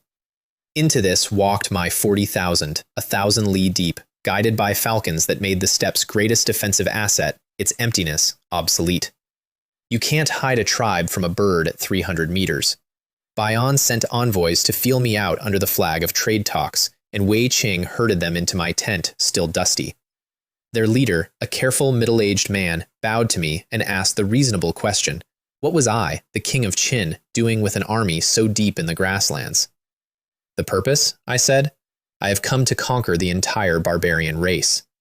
You could hear the tent fabric breathe. The envoy's face did a slow tour through disbelief. 40,000 men, conquer a million-rider steppe. Has the Southern King eaten bad meat? And I kept going, laying it on with a trowel. Tell Bayan to surrender while the offer stands. His elders and children keep breathing on this grassland. Refuse, and I flatten the tribe, burn the tents, take everything. I made it as vicious as I could make it, phrase by phrase, watching the man's knuckles whiten around his hat. When the envoys galloped off, my own generals were staring at me. That threat was several sizes crueler than my actual policies, until Ma Chao decoded it for the table. The Lord is fishing.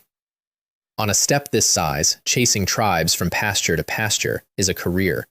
Enraging their proudest chief into gathering everything he has and attacking US, that's an afternoon. Bai Qi nodded slowly. Guan Yu complained that we could also just charge. Wei Qing said he liked fishing. My war councils are a gift. Bayan took my bait so hard he added his own hook. Capture the Prince of Qin alive, he told his elders. We ransom him for grain, iron, land, a windfall from the heavens. His grand elder asked the one intelligent question on the steppe that week. A wolf doesn't pounce on prey bigger than itself. And where, exactly, is their supply train? And was overruled by hunger and arithmetic. 350,000 against 40. Even a bad wolf takes those odds, which was the entire load-bearing wall of my invitation. In Bayan's great tent, I collected the minutes afterward for my archive of famous last words. The War Council had lasted exactly as long as it takes greed to outvote experience. The elders roared about honor. Bayan talked ransom arithmetic. With the Prince of Qin in our hands, won't the 4 northern provinces obediently send grain, iron, land? And promised his 5 vassal chiefs shares by headcount, and the vassal chiefs rode home, already spending it. The night before the battle, their camps sounded like a festival. Whoever kills a Qin soldier gets a sheep. Whoever grabs a general's armor never works again. The loot rules are 90% finders keepers, boys, sharpen up. Poverty plus permission is the oldest army builder there is. It builds them right up until my first volley. 2 days later, the horizon grew a second horizon. Bayan plus 5 vassal tribes, 100,000 cavalry and 250,000 infantry, banners like a migration of crows. Across from them, my 40,000 in 13 tagging squares, crossbow teams tucked inside like scorpion tails, and 15,000 armored riders. In their ranks, the pre-battle chatter was a loot festival. Qin armor trades for a wife. Whoever grabs the king's gilded breastplate never works again. On their command hill, Bayan looked at my little formation and felt. He later admitted this, as if he were facing 400,000, and told himself it was indigestion. Chief, sir, that feeling has a name. It's called me, arriving early, with mathematics. The Battle of the Grassland took 1 day. I watched most of it from a small hill with my guards around me, feeling like a man who'd brought a thunderstorm to a knife fight and charged the knives admission. Their first wave at me was 100,000 men, singing. That's the detail I remember. They came on singing war songs about loot, front ranks banging spears on shields, one gold-toothed optimist shouting that a single set of Qin armor would trade for a wife. The crossbow storm met them at extreme range, and the songs turned into arithmetic. The survivors who closed the distance met the Xianzhen battalion coming forward, heavy armor, long sabers, shield edges honed sharp, and learned the fact that would keep the steppe awake for a generation. A formation that walks through everything, that doesn't tire, that doesn't blink, that treats 100,000 men as a scheduling problem. Guan Yu rode the front of it, collecting enemy generals like a man clearing brush. Within the time it takes an incense stick to burn, I timed it, I actually lit one, 60,000 of the 100 were down or running. The 5 vassal chiefs on the far hill were physically pinching their own thighs. One of them said the sentence that became the battle's epitaph. This is not a war, this is a one-sided demonstration. Another just kept repeating that 7 of ours can't bring down 1 of theirs, in the tone of a man doing sums that keep coming out wrong. Bayan sounded the retreat, purple with humiliation, regrouped, and threw good after bad. A second echelon behind fresh war drums. A third echelon of 40,000 tribal elites in the thickest leather the steppe could tan. Javelin volleys that actually staggered my line for a full minute, which I note, because it was the enemy's best minute of the day. The camp of the valiant planted their shields. Guan Yu dueled 4 enemy generals in sequence at 1 exchange apiece. My arithmetic just kept arriving, wave after wave, like tide against a pier. Wei Qing's 3,000 heavy cavalry hit the flank and folded it, while I watched from my hill with my heart doing something unprofessional. When their cavalry countercharged, he beat 20,000 riders with 3,000, then handled 5 enemy grand masters in a single mounted sequence, spiked club, chain mace, a lasso and arrows triangle trap, with the bored efficiency of a man doing dishes. When 8 more grandmasters ganged Ma Chao at Bayan's personal order, the fight lasted about as long as the order had. 8 grandmasters. The barbarian ranks watched their living legends drop and reached the correct theological conclusion out loud. He's not a man, he's a devil descended. The end began at my order, at the center. I sent Ma Chao at Bayan's command camp itself, white horse cavalry kiting the countercharge into exhaustion with wheeling volleys, the barbarians screaming slippery rats at riders their arrows couldn't reach, then the wedge turning and driving straight for the chief's banner. Bayan fed 8 grandmasters into the white robe's path. I'd like to say it was a fight. 8 grandmasters could not survive 10 moves apiece, the last 2 died running. The barbarian ranks around the wreckage arrived at the day's second theological conclusion. He's not a man, he's a devil descended. Bayan's nerve broke before his army did. His 5 chiefs physically dragged him into retreat, and the sight of the chief's banner running did what no charge could. 350,000 men remembered, simultaneously, that they had families. The commander flees and the war ends. That's the steppe's constitution. Whole formations threw down weapons mid-stride. And when Bayan's remnant galloped for the one valley that led home, they found 5,000 fresh light cavalry already dressed across it in parade order. Because I'd been saving that week's sign-in like the last dumpling on the plate. How did they get ahead of us? Someone screamed, and I wanted on the record that the answer was subscription box. Bayan dismounted, laid his scimitar flat on the grass and said, "This king surrenders." Behind him, of the 350,000 who'd come for loot that morning, fewer than 1,000 still stood in formation. In my tent that evening, he knelt with his 5 chiefs, and I gave him the terms in 2 sentences. Submit, truly. The Bormu people and herds prosper under me. Scheme, and my iron cavalry flattens the tribe in minutes. He kowtowed and begged one thing only, mercy for the captured soldiers and the women and children, which raised him slightly in my estimation, and got a yes, which visibly confused him. That night, I stood outside the tent doing calendar math under the cold stars. The campaign clock I'd set myself read 25 days remaining. The hard half was ahead. The royal court, the king himself, the throne of the steppe. Take Boermu, and the small tribes follow. Take the royal court, and the century follows. I went back inside and slept 8 hours. Because the other thing about my calendar is that I'd stopped being the kind of man who loses sleep over kings. Walking out, he told his chiefs the sentence my occupation policy is built on. Compared to what we do to the defeated, these terms are mercy from a fairy tale. Since ancient times, the victor is king. We lost. There's no point complaining. A realist. I can build on realists.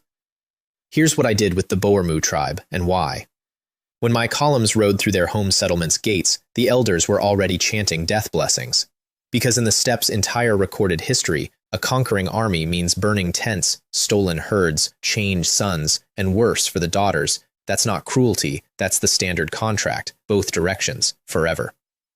The herder women had hidden their children in the felt-lined grain pits. My soldiers took over the guard posts, requisitioned nothing, touched no one, and posted the tribute terms at the well. It took a full day for the first woman to test it out loud. They really won't kill us?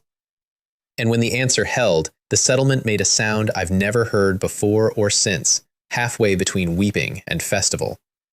Then, the clay pots of sheep's milk started arriving at my sentry posts and did not stop for a week. My quartermaster tried to refuse the 40th pot and lost the argument to a grandmother half his height. On the steppe, my mercy was so rare it read as sorcery. That was the calculation. I won't pretend it wasn't one. I needed the grassland for 100 years, not for one winter, and nothing conquers like a rumor of safety. But I'll also tell you that watching those children come up out of the grain pits, blinking, unburned, was the best return on investment of my entire reign. I've tripled money on salt. The rumor traveled. The steppe erupted. Bormu fell? Bormu, who dared talk back to the barbarian king himself? Who's next? And in the royal court, Temujin convened the war council that would decide the grassland's next 100 years. It opened with an old general blaming my demonic arts because 40,000 men do not beat 350,000 in an honest universe.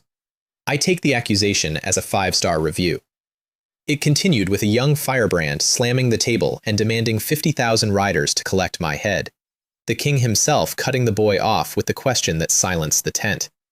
Bion fought for decades. Are you stronger than Bion? Sit.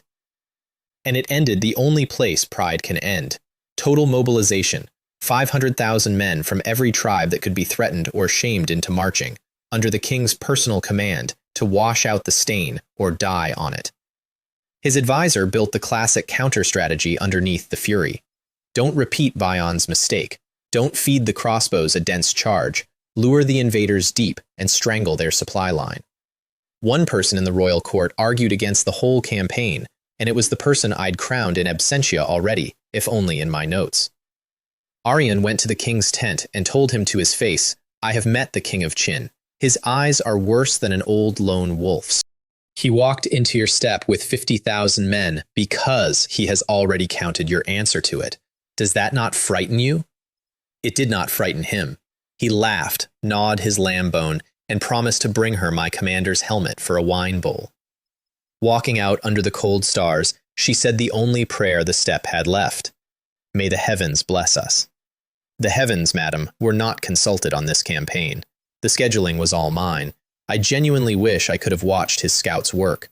3 shifts a day they tailed us, behind haystacks, up on mounds, one enterprising team disguised as a lost goat delegation, hunting for the grain convoys that logistics doctrine said had to exist. 50,000 men and 70,000 horses eat a mountain daily. The wagon train for that is a second army, visible from the moon. They found nothing. They double-checked at night. They accused each other of sleeping through it. Their leader slapped a subordinate for suggesting we secretly transported food after dark on the reasonable grounds that they'd been watching after dark. And finally, they filed the report to the royal court with the confidence of men volunteering for execution by honesty. There is no supply train. None. Does the Qin army not eat? The king and his advisor read that report together and sat in silence for a while, 2 serious men holding a fact that dissolved their entire strategy like salt in rain. I know the scene from my debriefs of their own staff, and I treasure it. You cannot starve a man whose pockets contain a harvest. They decided, eventually, that numbers would have to do what starvation couldn't. 500,000 against 50. Even without the supply raid, surely the arithmetic held. His queen tried too. Aryun, my old negotiating partner, the real broker of the steppe, whose intelligence I'd rate above every man in her royal tent, told him plainly, I've met the king of Qin. His eyes are worse than an old lone wolf's. He walks into your land with 50,000 because he's already counted your response. The king laughed, promised to bring her my commander's helmet as a wine bowl, and marched. For the record, in my camp, an infantryman was at that same hour telling his mates he planned to drink from the barbarian king's helmet. The steppe is vast, but the jokes are apparently a shared resource. The 2 armies met on the open plain, 500,000 of his against 50 of mine. Temujin stood on his log platform in a sable cloak, looked across the grass at me and my little formation, and felt. His staff testified to this later, his Adam's apple bob on its own. He'd expected a rabble of 50,000. What he saw was, in his own words, a precision-engineered killing machine, and his body understood it before his pride did. His white-haired advisor put it plainer. This army faces 500,000 men without a flicker of fear. They are emboldened by something. Find out what before you spend everything. The something was that week's sign-in, I'm going to need you to sit down, my divine crossbow battalion. 10,000 crossbowmen with repeating juge mechanisms, 10 bolts in 3 seconds, 250 paces, and 100 repeating siege crossbows, 600 paces of range, 10 spear-length bolts per volley, a Legion-level saturation technique in the manual literally titled Arrow Rain, shrouding the sky. When they'd marched out of the summoning light, my 3 warmonger generals had gathered around the machines making the exact noises other men make at racehorses. I bought 2 million arrows from the mall, the way you buy sunflower seeds for a long movie, and stacked them by the carriages in piles the height of cottages. Their vanguard, 100,000 under a general named Kale, charged my line in a dense mass behind 9 giant drums, which against siege crossbows is less a formation and more a cue. The 100 machines fired together, and the sound of the air tearing arrived before comprehension did. 3 volleys before contact, 6,000 men. The front of that charge simply ceased, shields and all. A single one-jang bolt would punch through a shield wall and pin half a squad behind it. And the survivor's vocabulary shrank to 2 phrases, devil's weapon and run. An old soldier knelt down in the grass mid-battle, not wounded, just done, saying it over and over. Their command adjusted intelligently against me, credit where I owe it, spread formations so each bolt bought fewer of their men, supervising squads with drawn blades herding the reluctant forward, flanking horse archers sweeping wide.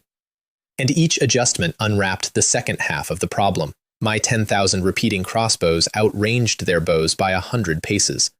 Their cavalry galloped bravely to their arrows' maximum range and found bolts already landing among them, precisely, from a line they could not answer.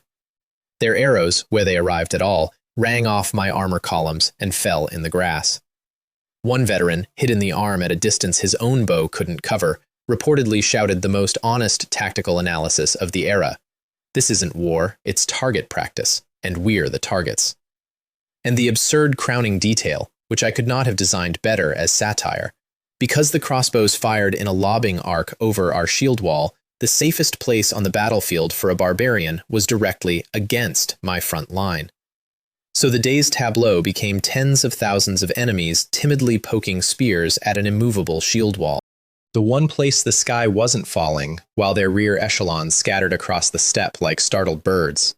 Temujin watched his 500,000-man masterpiece bend into that shape and, his advisor tells me, briefly lost the power of speech, which I count among my finest military achievements. Kale, brave and cornered, led his reserves at my center personally, anyone who dares retreat, executed on the spot, and threw 6 grandmasters plus a shield wall plus an arrow storm at Guan Yu to cut the head off my assault. The 6 worked him in rotation, 2 sabers high, 2 spears at his face, 2 axes at Red Hair's legs, chains to snare the halberd, gravel, arrows on command. It was a genuinely good plan for killing anyone else. Guan Yu snapped the chains, returned the gravel trick with interest into a man's eyes, killed them in an order of his own choosing, and took 1 saber gash across the back that, multiple witnesses agree, only improved his mood. Then Kale himself, and here the steppe got its money's worth. Because Kale was peak grandmaster and the first opponent all campaign to trade Guan Yu blow for blow. Names exchanged first, like the old songs. I, Kale, kill no nameless men. Remember it then. I am Qin General Guan Yu. 20 ringing exchanges. The axe handle cracked. The axe handle snapped. The hidden, poisoned dagger, cute, grazed armor, and nothing else. And when Kale finally broke and ran for his own lines, Guan Yu stood in his stirrups and threw the heavenly halberd 40 paces of screaming iron and pinned him to the steppe. Then he rode over, lifted the body overhead, halberd and all, and roared the vanguard into collapse. Your great general is dead. 2 hours. The 100,000-man vanguard was gone, and Temujin, the man who once killed the greatest soldier Great Qing ever produced, stood on his platform realizing he was going to need all 400,000 that remained. He sent them. All of them. And that is when the battle stopped being a battle and became a syllabus. 400,000 men in motion is a geological event. 200,000 infantry frontal, 150,000 cavalry in pincers, drums like the ground clearing its throat. The frontal grind ran all day against my wall and produced 2 conversations I keep framed. In their command tent, the king watched my heavy infantry swing their blades with undiminished force hour after hour, and floated the theory to his staff that I was drugging my soldiers. Do these chinmen do anything but eat and kill? Because no army is tireless. Correct premise, wrong conclusion. My men weren't tireless. They were taking scheduled rest rotations behind a shield wall he couldn't crack, which from the outside looks identical to sorcery. His white-haired advisor gave the second quote, the one I'd frame. This is the strongest army this old man has seen in his life. It is invincible. Keep attacking anyway. The cavalry pincer had its own opening act. I watched it through my glass with my breakfast going cold. Ma Chao took 5,000 heavy cavalry head-on into their 70,000 rider left wing, where the enemy's pride waited. 2 Thomas barbarian heavy cavalry, armored in iron the tribes had bankrupted themselves to forge, dozens of melted-down blades per suit. Their armor-piercing arrows rang off my chin steel like festival chimes. Like tickling, a prisoner said later, still offended. And the collision lasted less than a cup of tea. 2,000 suits of a nation's life savings shredded by lance work they had no answer for. The rest of the wing watched it happen and asked each other the question that was becoming my campaign's chorus. Are these men or monsters? Mine, gentlemen. The answer is mine. The cavalry fight was the actual chess game, and I want to give the enemy credit. Their generals correctly identified the winning move. Kill my light cavalry first, the mobile crossbow platforms. And my heavy cavalry becomes a slow fortress they can starve of support. It was the right plan. The problem was that Ma Chao and Wei Qing had wargamed that exact plan the night before, out loud, finishing each other's sentences, and built the counter like 2 men assembling furniture they'd bought twice. Step 1. The heavy cavalry vanished behind a hill and became statues. The barbarians parked a squadron in front of them and tried everything to provoke a charge. Insults, spitting, arrows that chimed off the armor. And my iron wall answered with the occasional crossbow bolt at a range their bows found insulting and otherwise did not exist. You cannot exhaust a fortress that declines to be interesting. I wrote that one down myself.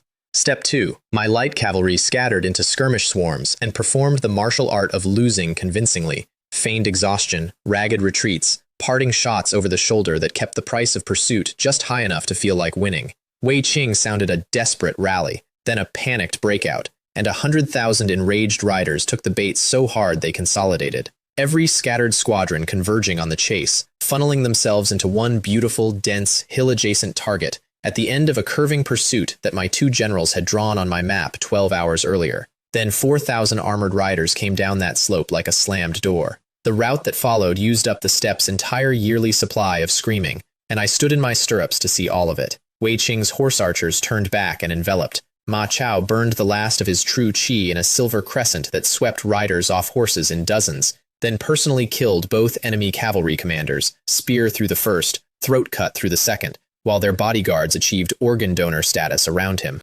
150,000 cavalry, the pride of the grassland, stopped existing as a military concept in a single afternoon against roughly 1,000 of my dead.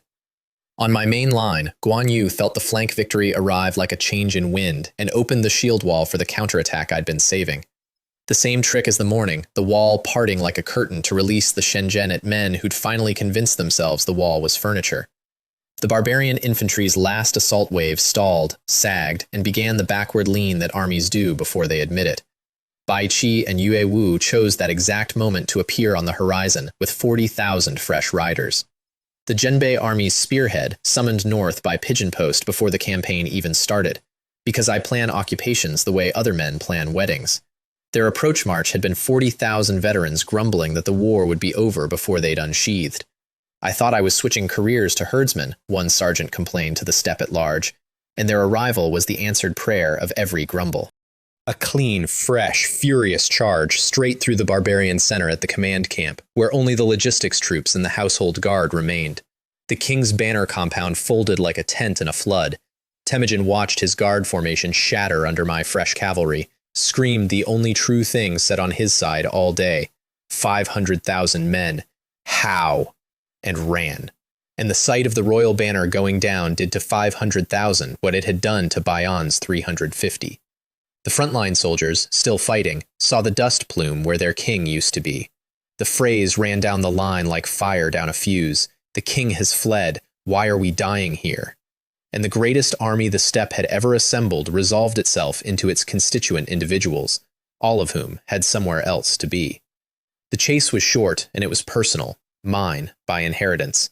His guards peeled off in handfuls to die in delaying actions. The crossbows reaped them at ranges they couldn't answer, until the king of the entire grassland was down to one companion. His last protector, a great grand master named Borjig, 60 years old, reined in, said, "You escape first, I'll resolve the pursuit," and turned alone against my hunters to buy his king a horizon. I'll honor him by recording it properly. Ma Chao, true chi still scraped thin from the battle, took him on and felt his arm go numb on the first parry. Wei Qing refused to let it stay a duel. "You're depleted. I'm helping. Dignity later." And even 2-on-1, the old man's saber chi carved trenches in the steppe and kept both of my best on the wrong side of comfortable for dozens of rounds. Age decided it, the way it decided the elder cloud sword. His breath went, his swing slowed half a beat. Wei Qing opened his arm, and Ma Chao's spear finished it through the chest. Two of the finest warriors of two dynasties, both mine, needed in tandem, for one old man past his prime. The steppe grew them strong. It just didn't grow enough of them for me. And then Bai Qi, the human butcher, who had spent this entire glorious campaign efficiently arriving places, ran the barbarian king down at full gallop with a bow. 3 arrows in a triangle: throat, chest, horse. The king rolled, took the second arrow through the shoulder, rose swinging, was disarmed in one exchange, kicked flat, bound and gagged, the gag, because kings bite poison too. The field they brought him back across, my field now, by every law that counts, was already being tidied by history's least sentimental cleanup crew. My soldiers herding endless gray files of prisoners, military doctors triaging both armies' wounded, the vultures overhead conducting their own census, the butcher's arithmetic of the day, a 500,000-man host destroyed as a fighting entity against casualties on my side that my quartermaster triple-checked out of disbelief before filing. They brought him to my tent at sunset, shoulder bleeding, eyes still arrogant. And before I could open my mouth, Yue Wu, my uncle, my grandfather's foster son, 40 years of border war carved into his face, crossed the tent in 3 steps, grabbed the king of the entire barbarian nation by the collar, and asked the question our family has been chewing in the dark for years. How did you know Duke Zhengguo's marching route? Who in the great Qing court sold him to you? Say the name. And Temujin, bound, beaten, bleeding, finished, laughed in his face. "Oh, there was a traitor," he said. "Of course there was. Someone inside your shining court served your grandfather to me like a dish, and you will never learn the name from me." He laughed harder. "Kill me, the name dies here, and you can spend your lives tasting everyone at your table." Yue Wu broke his cheekbone with a fist. The king spat blood and kept laughing. Everyone in that tent expected me to keep him. A captive king is the most valuable chess piece there is, the textbook hostage, the key to managing the steppe. My own generals started assembling the argument. I walked past them, and I killed him with one palm. Here's the reasoning, since my staff demanded it too. Faces white. A living captive king is a banner. Every ambitious remnant on this steppe would spend a decade launching rescue wars in his name. A dead one is a grave. And besides, I looked down at the man who had killed my grandfather in the field and been handed the root by a coward in silk. Some debts you don't hold for interest. Some you just close. Consider it, I said to no one in particular, a payment on account. Duke Zhengguo, first installment. Then I ordered him a proper coffin. He was a king. The steppe would remember that I killed him, and that I buried him with dignity, and both halves of that sentence were load-bearing. That night the camp drank under hundreds of bonfires. My summoned soldiers celebrated like men, which they are, whatever golden light they arrived in, kill count arguments, wrestling brackets, a crossbowman rattling his empty quiver like a trophy. But the Junbei veterans, the ones whose fathers and brothers fed the border war for 40 years, those men held their bowls with both hands and wept into the wine. One grizzled sergeant raised a toast to the fallen brothers who didn't live to see it, drank, refilled, and kept repeating, to nobody, avenged, avenged, avenged, until his squad drank with him in silence. The word had waited decades for permission to be true, and I had signed the permission. In the command tent, my generals tried to credit me for the victory, and I redirected it to the men. We performed the traditional modesty theater until I sent everyone to bed with the reminder that we still had a royal court to collect. Even the reminder got a cheer. Winning is a drug with no ceiling, and I run the only licensed dispensary in the North. And the ledger in my head, the one I keep where the jokes can't reach, the king is paid, the traitor is not. Somewhere south, at a court that smells of medicine and incense, there is a name walking around in fine robes. The only man who knew it died laughing at me. I don't write many entries in permanent ink. That one I did. The royal court received the news, king dead, army gone, and did what societies do when the roof comes off, wailed, prayed, and looked around for an adult. The adult, to my complete lack of surprise, was Aryan. The royal court's grief, my observers wrote, was real, and it was total. The blood-caked messenger kneeling in the plaza, the wailing from tent rows where every family had sent its pillars south with the king, an old woman telling a hoping wife to stop deceiving herself. Into that, with the jade cup she'd dropped still in shards on her carpet, the queen summoned the ministers and elders within the hour, and found them exactly as useful as expected. Every one of them knew surrender was the only road. Every one of them was too frightened of the word traitor to say it first. A tent full of downcast eyes waiting for someone else to be brave. So she stood up and took the weight in both hands. For the survival of the barbarian race, I have decided to surrender to the king of Qin. I will be the one to bear the sins. The old royal uncle, the old prince, a retired blade she found that evening quietly wiping an ancient scimitar, more prestige in his scabbard than the rest of the tent combined, backed her on the spot. This is not helping you, it is helping the race. Everyone knows the road, no one wants to carry the name. The dam of cowardice broke into relieved agreement. Her own sons stormed in demanding a glorious last stand. She dismantled them in 4 sentences, the last of which was, "Do you want to see the steppe carpeted with corpses for your pride?" and sent them to their tents like the boys they were. Then she put on the formal robes, the dark red court dress with the golden wolf king embroidery, the silver crown, war paint of a different discipline, and rode out through a corridor of her own commoners who lined the track, whispering the only strategy left to them. I hope the queen succeeds. Let there be no more corpses on the grass. She got into that carriage with no bargaining chips whatsoever and came to my camp to negotiate anyway. I've faced armies with less nerve. Across my table, she laid out 4 requests, each one aimed at her people rather than her family. I listened with the growing pleasure of a man being negotiated with competently for once. Release the captive soldiers. They're herdsmen with families, and you'll want them herding. Let the tribes keep their own structure under your supervisors. Let us bury our king, quietly, but bury him. And lend us grain for the winter the war ate. I'll show you my private arithmetic, because it's the honest version. The captives. Feeding prisoners costs money. Released herdsmen become taxpayers who remember mercy. Approved. Tribal structure with my supervisors. She was volunteering the oversight herself, handing me the leash and asking only that the collar not choke. Approved, with respect. The king's burial. A grand funeral becomes a shrine for revanchists. Approved, amended to private, royal family only. No crowds. The grain. We'll repay double after next year's harvest. Is steppe for never. But frozen corpses don't pay tribute either, and hungry provinces revolt.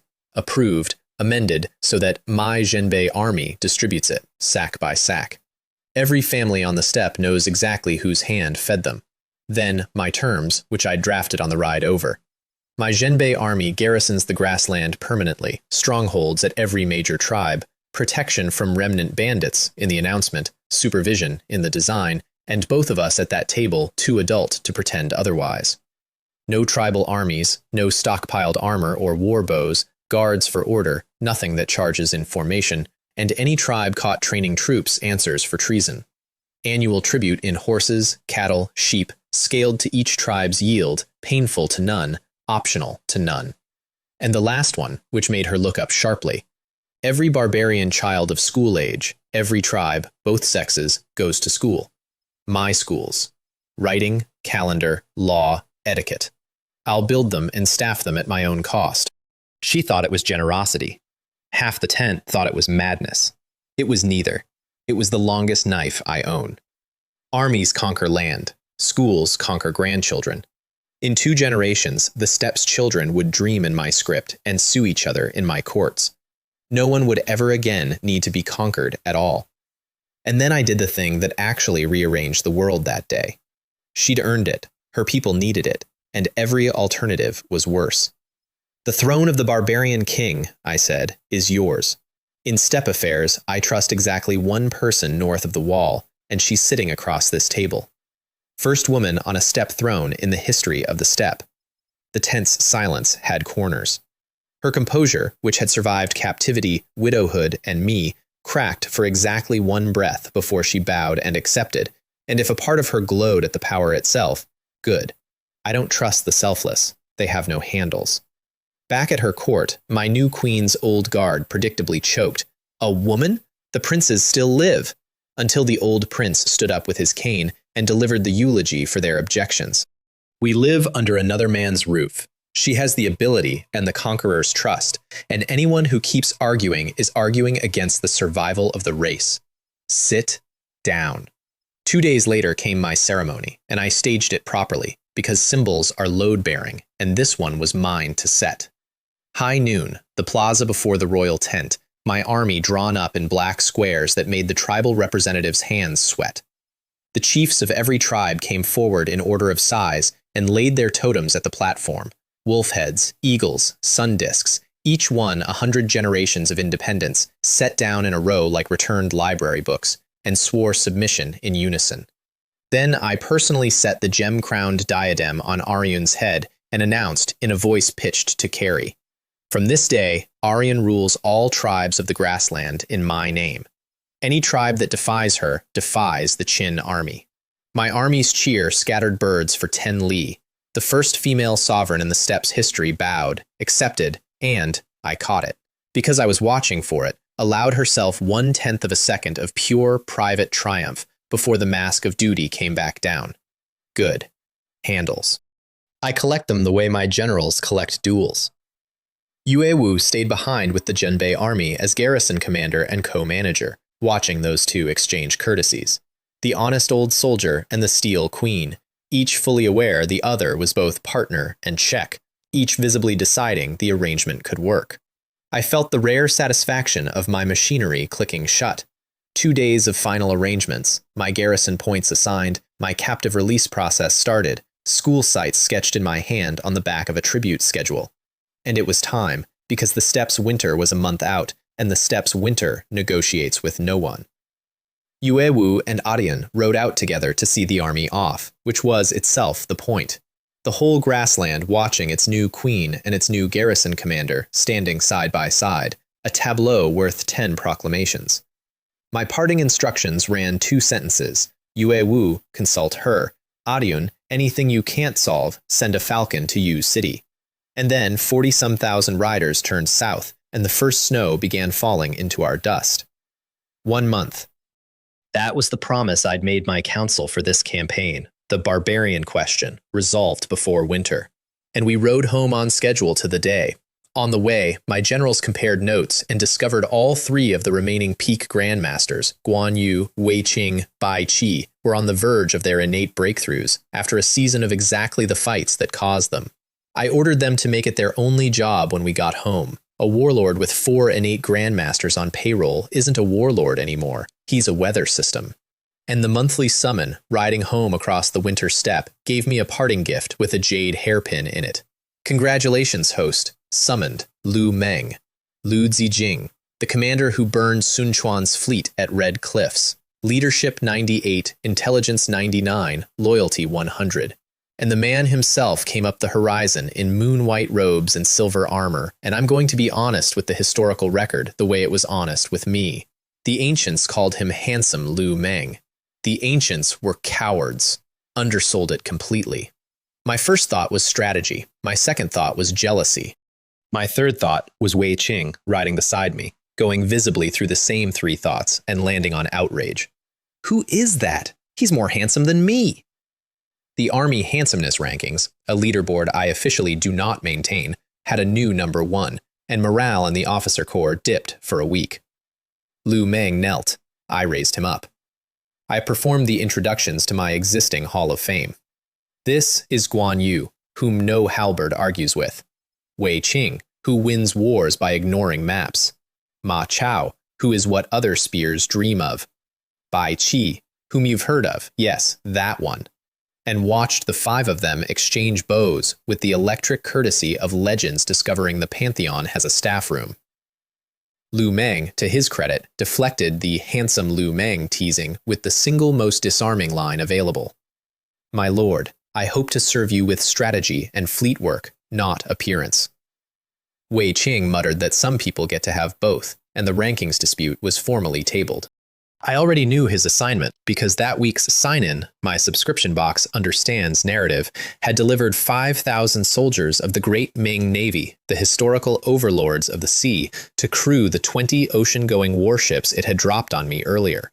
Floating fortresses with ballistae and repeating crossbows, 500 men each.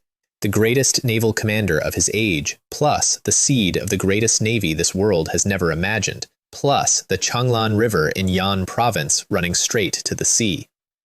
Build me a navy, I told him. The ocean is territory. I intend to collect all of it. His eyes lit like signal fires, and he swore to plant my banner in every sea this world has named, and several it hasn't. Some men I motivate, some I just point. While I rode home, my neighbors kept the world interesting. I want to close the season's foreign affairs file properly, because both entries end in blood, and both concern me directly, which is my least favorite genre of foreign news. Entry 1 in my foreign affairs file. Great Liang's succession finally detonated. Remember my duck, Duan Li, Prince An, the general who escaped my battlefield dressed as a conscript and then gambled his way back into his dying father's favor. His big brother, Crown Prince Duan Xuan, decided to stop competing and start deleting. The plan: forge a summons from the dying emperor, lure Duan Li to the Jinan Gate, where classical rules strip a visiting prince down to a handful of guards, and erase him with 200 disguised Eastern Palace soldiers. Then announce that Prince An had committed treason and been heroically stopped. Tidy, classical, almost pretty. The staff work, I've kept the captured planning documents for my collection, was genuinely thorough. 200 elites in plain clothes seated into the alleys by dusk the night before. The capital garrison rotating the real imperial guards away from the gate under a security pretext. A trusted eunuch for the fake decree, a mole at the palace gates to confirm the target left home with a skeleton escort. The Imperial Guard commander scheduled to be drunk at a strategist's banquet across town during the critical hour. Duan Xuan assigned each piece to a separate confidant, swore them all to secrecy, and spent the eve of the operation humming to himself and playing with his jade thumb ring, savoring the throne in advance. One problem. The officer he trusted to run the ambush delegated the details to his deputy, and the deputy was Duan Li's mole. The full plan crossed the city in a laundry basket before midnight. My professional respect. That is exactly how these things die. Never at the top, where the oaths are.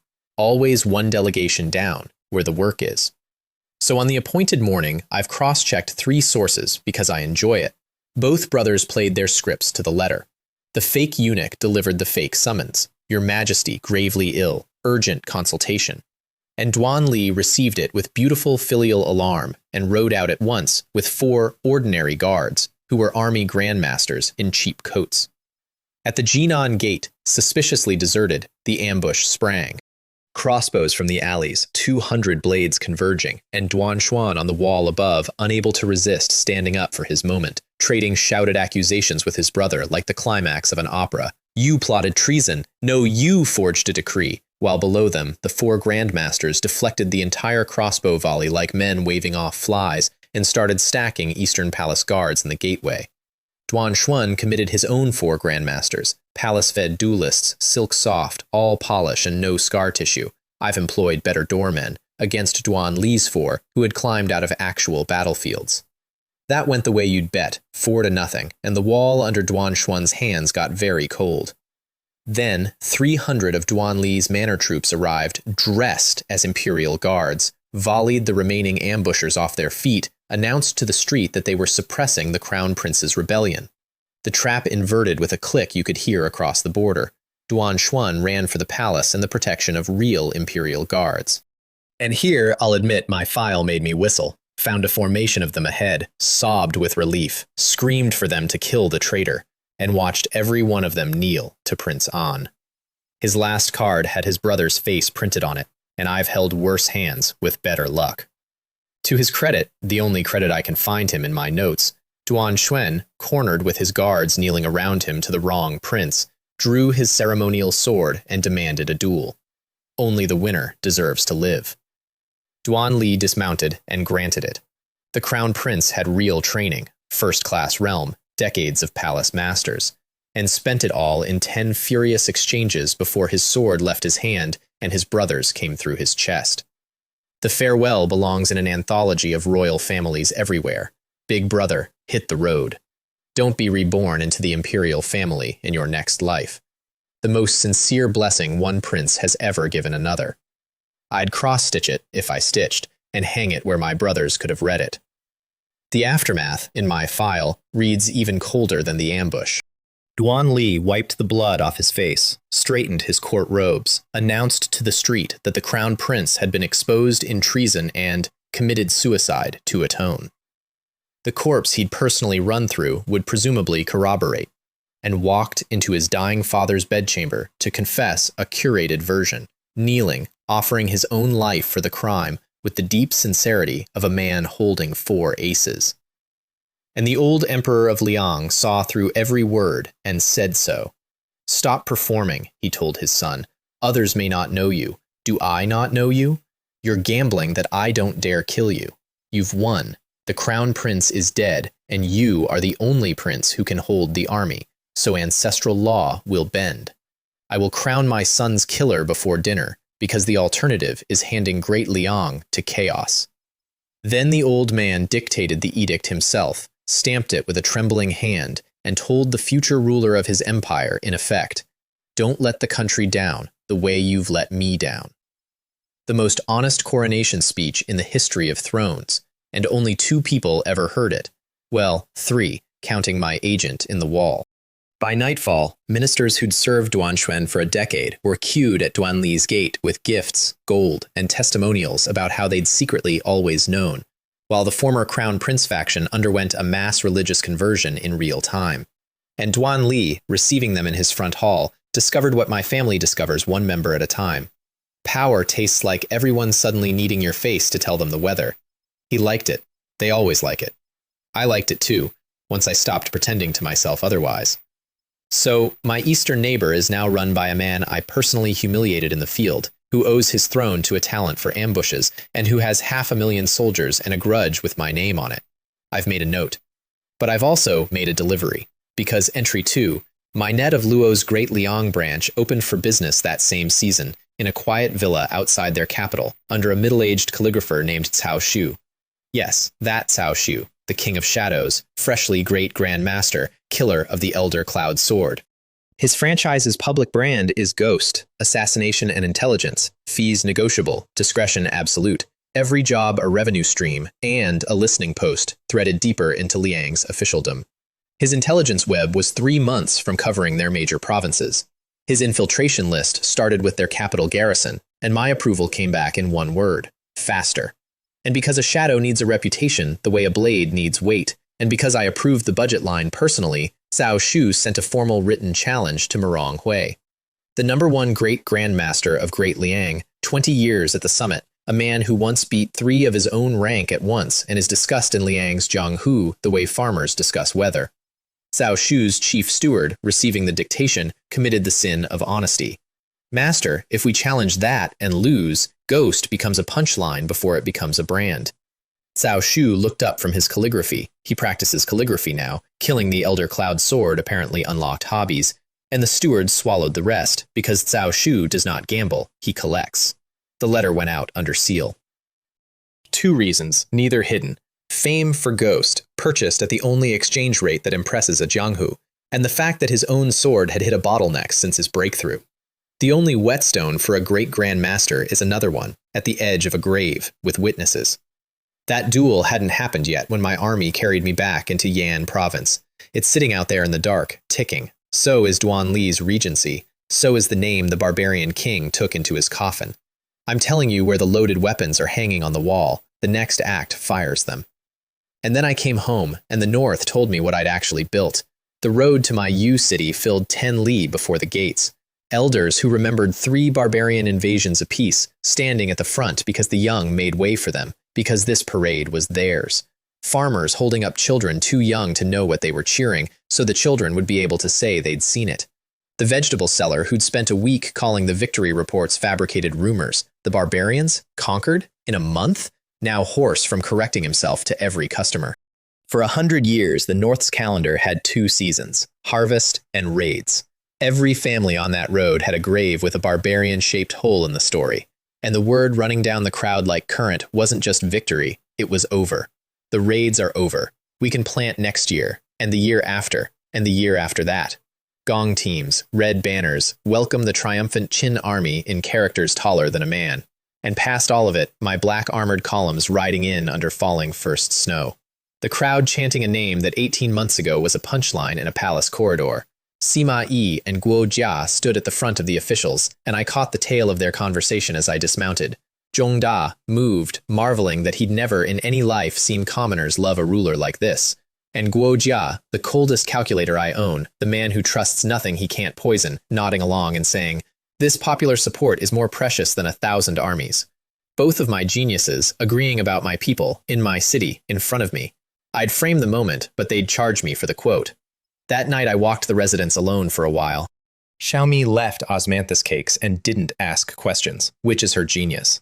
On my desk sat the tiger pouch, the orange dog from a little sister who is growing up in a capital I no longer visit, in a palace where our father is dying by inches and our surviving brothers are sharpening the last of the family cutlery. On the map wall, 4 provinces mine, a grassland sworn to a queen I crowned, an eastern empire under new and hostile management, a navy growing keels on the Changlan River, an exam about to mint me a civil service out of straw sandals and hunger. 18 months ago, I knelt in a court that had already written my ending, deposed, framed, exiled, a corpse with paperwork pending. Tonight, the man they threw away owns everything north of their nightmares, and the court that discarded me guards its walls facing my direction. So we're clear about the shape of things. Every debt I spoke aloud this year is paid. The framers are ash. The plague-mongers are ash. The king who killed my grandfather is in a coffin I paid for. All but one. Somewhere south of my border, at a dying man's court, there walks a name. The courtier who sold Duke Zhengguo's route to the barbarians and taught my family how orphans are made. The only man who knew it died laughing at me, and I let him because I don't need a dying man's mercy. I have time, I have gold, I have 30,000 shadows, and I have a very organized ledger. 1 line left in my ledger. I'm coming south for the name. Wait for me.